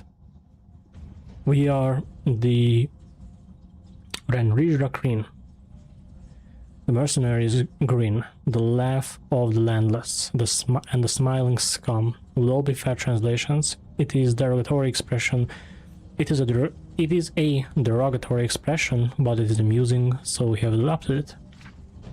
We have anger in our hearts, but not on our faces. We fight for Elsevier, but we do not ally ourselves with the Main, who symbolizes our land. We believe in justice, but do not follow laws. Yes, these are not rules, for there is no word for rules in Tagra. Call them our foolish concepts. Number 1. It is good to be brave. We are struggling against impossible odds against the Empire of Tamriel, the very Empire of Tamriel. Our cause is the noblest cause of all, defense of home. If we fail, we betray our past and our future. Our dead martyrs are dead are something which may be interpreted as martyrs in the truest, best sense of that word, which is so often misused. We honor their sacrifice and beneath our smiles mourn them deeply. Our bravery most obviously shown in the smile that is the Kryn, part of our name. This does not mean that we walk about grinning like the idiotic baboonish Imga of Valenwood. We simply are entertained by adversary. We find an equal fair fight tiresome in the extreme. We confidently smile because we know our victory in the end is assured, and we know our smiles drive our enemies insane. Second, it is necessary to run away. We are struggling against the impossible odds, against the very Empire of Tamriel. Honor is madness. Yes, we love the Renrija Kryn, who died in brave battle against the forces of the Empire, but I guarantee you that each of those Risalidad had an escape route he or she failed to use and died saying, damn. When the great Senshrat comes to the Simisil steps, he will find himself unable to hunt, unable to sleep, as the tiny elfic leap onto his back, biting him and running off before he has a chance to turn his great body to face them. Eventually, though, he may stubbornly hope that to catch the elfic, the Senshrat always leaves. They are our cousins, the elfic, and have adopted their strategy against the great tiger of Leoven. Do not ally ourselves with the Renrij if you yearn to be part of a mighty army, marching resolutely forth, for whom retreat is anathema.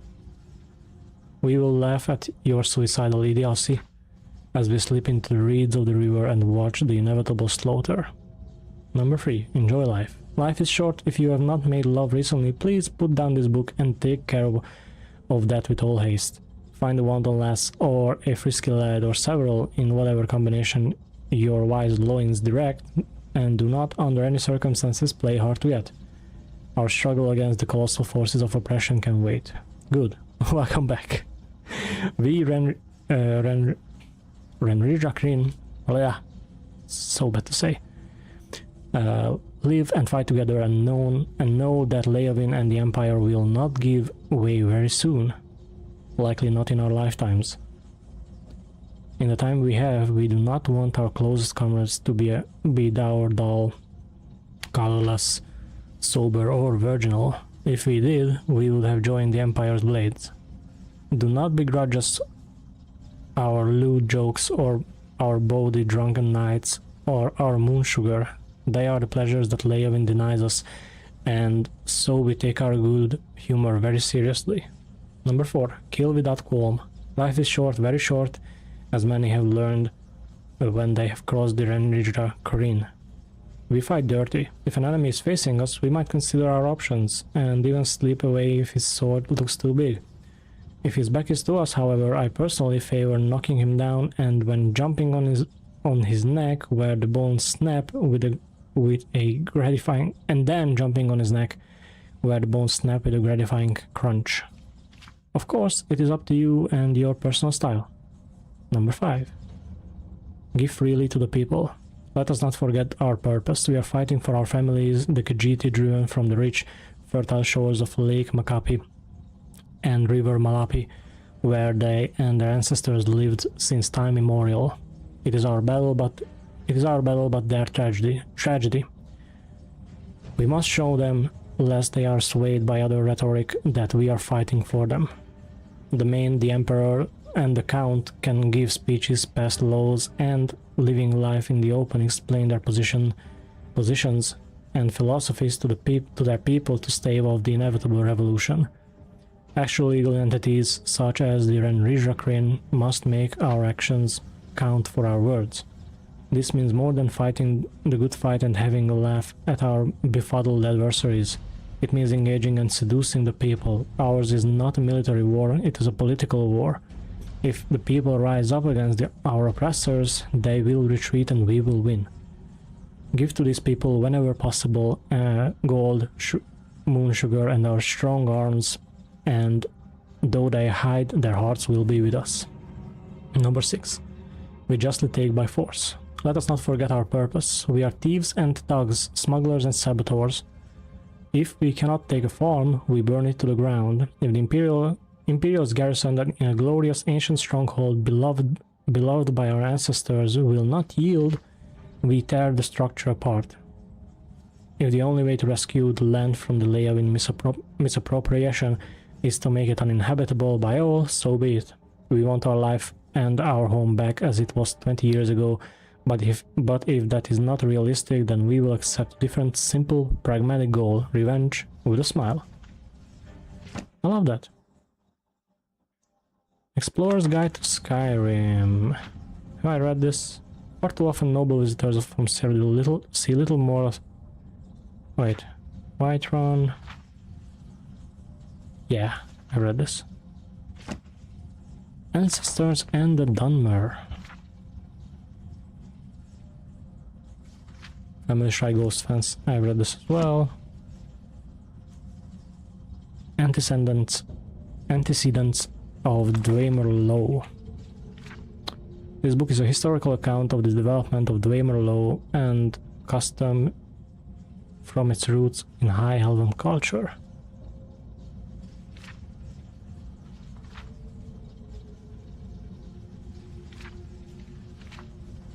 I've read this as well.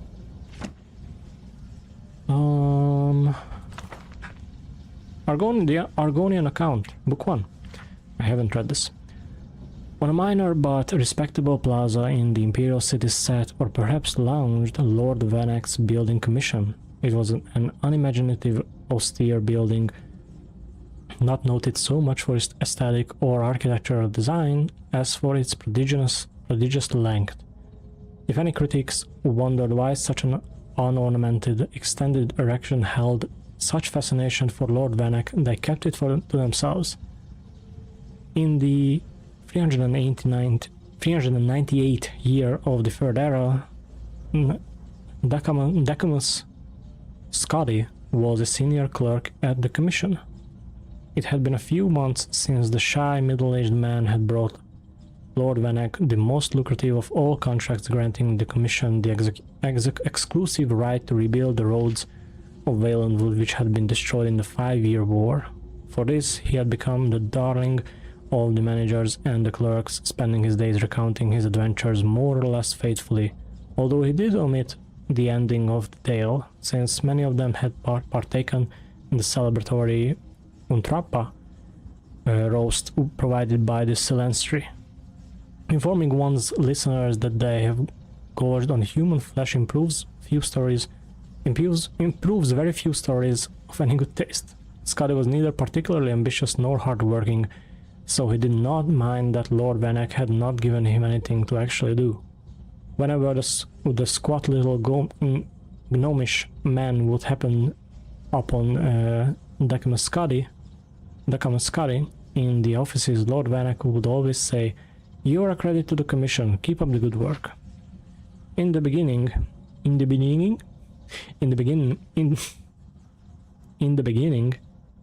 Scotty had worried that he was supposed to be doing something, but as the months went on, he merely replied, "Thank you, I will." There was, on the other hand, the future to consider. He was not a young man, and though he was receiving a respectable salary for someone not doing actual work, Scotty considered that soon he might have to retire and not get paid for not doing work. It would be nice, he decided, if Lord Vanek out of gratitude for the millions of gold of the Valenwood contract was generating, might deem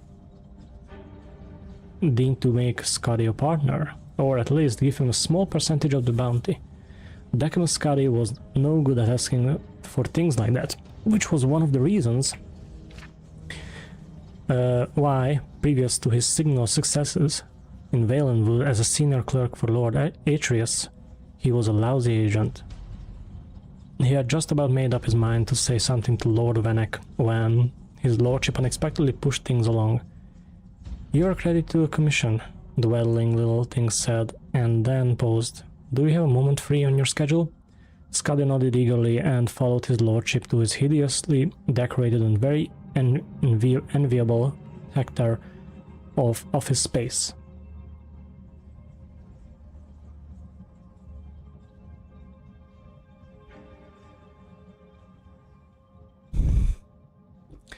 "Zenitar blesses for your presence at the commission," the little fellow squeaked grandly. "I don't know whether you know this, but we were having a bad time before you came along.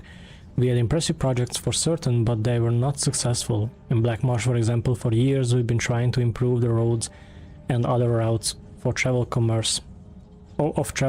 Travel for commerce. I put my best man, Felice's Tijo, on it, but every year, despite staggering investments of time and money, the trade along those routes only gets slower and slower. Now we have your very clean, very profitable Valenwood contract to boost the commission's profits. I think it's time you were rewarded." Scotty grinned a grin of great modesty and subtle avarice. "I want you to take over the Black Marsh account from Felice's Tijo." Scotty shook as if awaking from a pleasant dream to hideous reality. "My lord, I couldn't." "Nonsense," chirped Lord Vanek. "Don't worry about Tijo. He will be happy to retire on the money I give him, particularly as soul-wrenchingly difficult as this Black Marsh business has been. Just your sort of a challenge, my dear Decimus." Scotty couldn't utter a sound, though his mouth feebly formed the word "no" as Lord Vanek brought out the box of documentation on Black Marsh. "You're a fast reader," Lord Vanek guessed. "You can read it all en route. En route to Black Marsh, of course," the tiny fellow giggled. "You are a funny chap. Where else would you go to learn about the work that is being done and how to improve it?" The next morning, the stack of documentation hardly touched, Decimus Scotty began the journey southeast to Black Marsh. Lord Vanek had hired an able-bodied guard, a rather taciturn red guard named Malik, to protect his best agent. They rode south along the Neben and southeast along the Silverfish, continuing on to the wilds of Cyrodiil, where the river tributaries had no names, and the very vegetation seemed to come from another world than the nice civilized gardens of the northern imperial province. Scotty's horse was tied to Malik's, so the clerk was able to read. It made it difficult to pay attention to the path they were taking, but Scotty knew he needed at least a cursory familiarity with the Commission's business dealings in Black Marsh. It was a huge box of paperwork going back 40 years, when the Commission had first been given several million in gold by wealthy trader Lord Zalicles, da Pinos Rivina. Penis.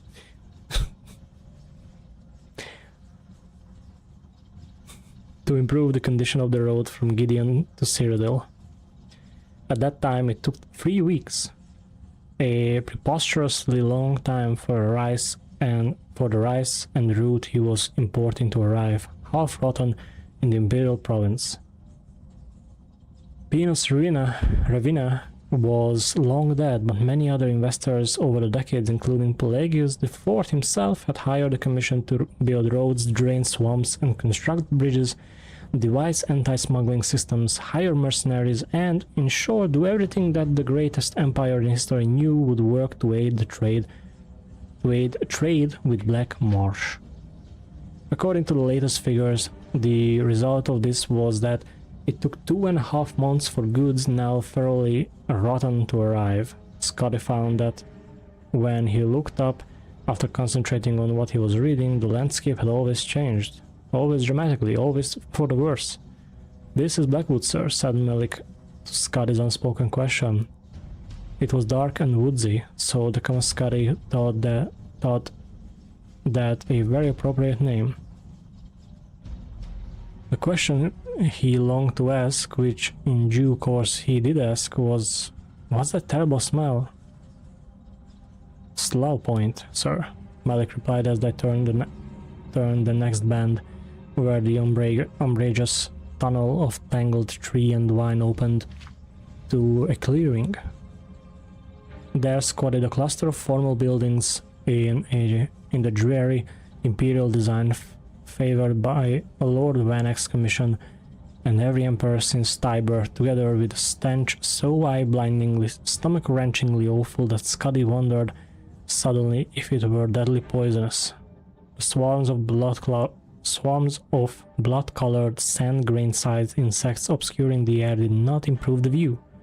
Scotty and Malik batted at the buzzing clouds as they rode their horses toward the largest of the buildings, which on approach revealed itself to be perched at the edge of a thick black river. From its size and serious aspect, Scotty guessed it to be the census and excise office for the wide, white bridge that stretched across the burbling, dark water to the reeds on the other side.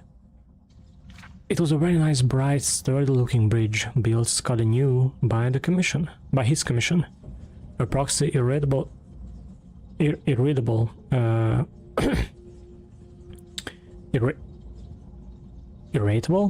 official opened the door quickly on Scotty's first knock. Come in, quickly.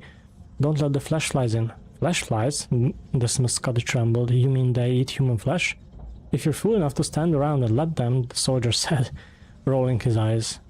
He had half an ear, and Scotty looked around at the other soldiers in the fort, noted that they all were well chewed.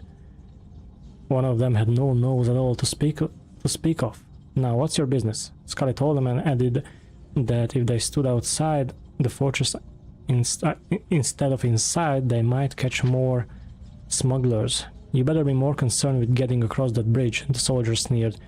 "Tide's coming up, and if you don't get a move on, you won't get to Black Marsh for 4 days." That was absurd. The bridge swamped by a rising tide on a river? Only the look in the soldier's eyes told Scotty he wasn't joking. Upon stepping out of the fort, he saw that the horses, evidently tired of being tortured by the flashlights, had ripped free of their restraints and were bounding off into the woods. The oily water of the river was already lapping on the planks, oozing between the crevices. Scotty reflected that perhaps he would be more than willing to endure a wait of 4 days before going to Black Marsh. But Malik was already running across. Scotty followed him, wheezing. He was not in excellent shape and never had been. The box of commission materials was heavy. Halfway across, he paused to catch his breath and then discovered he could not move. His feet were stuck. A black mud that ran through the river was a thick, gluey paste, and having washed over the planks Scotty was on, it held his feet fast.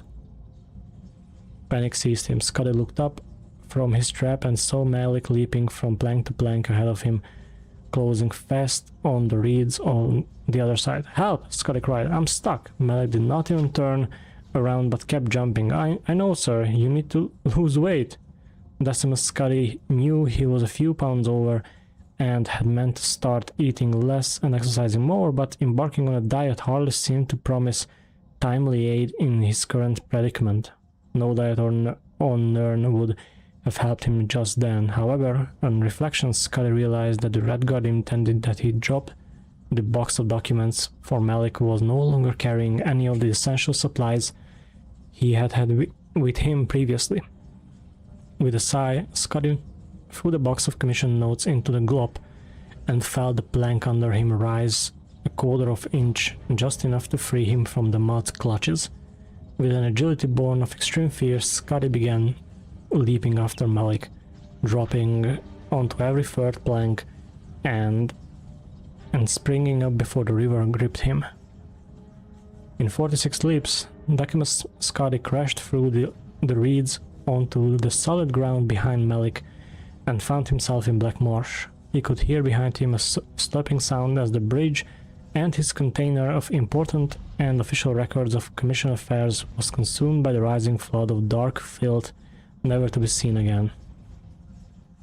Well, R.I.P. buddy.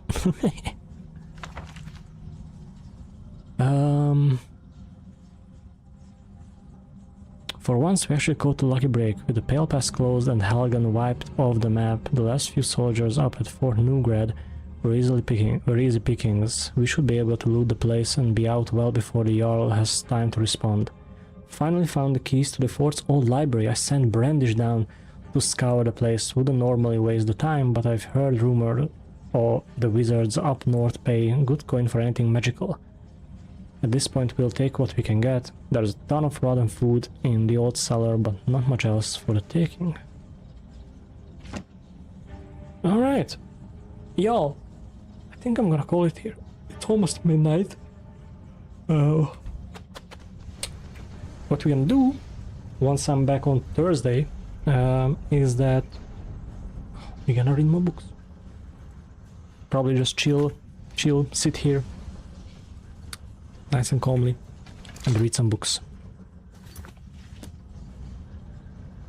At least that's the plan. Hope it sounds good. Thank you so much, YouTube, for watching. I really appreciate it. Thank you all for who came in and chatted.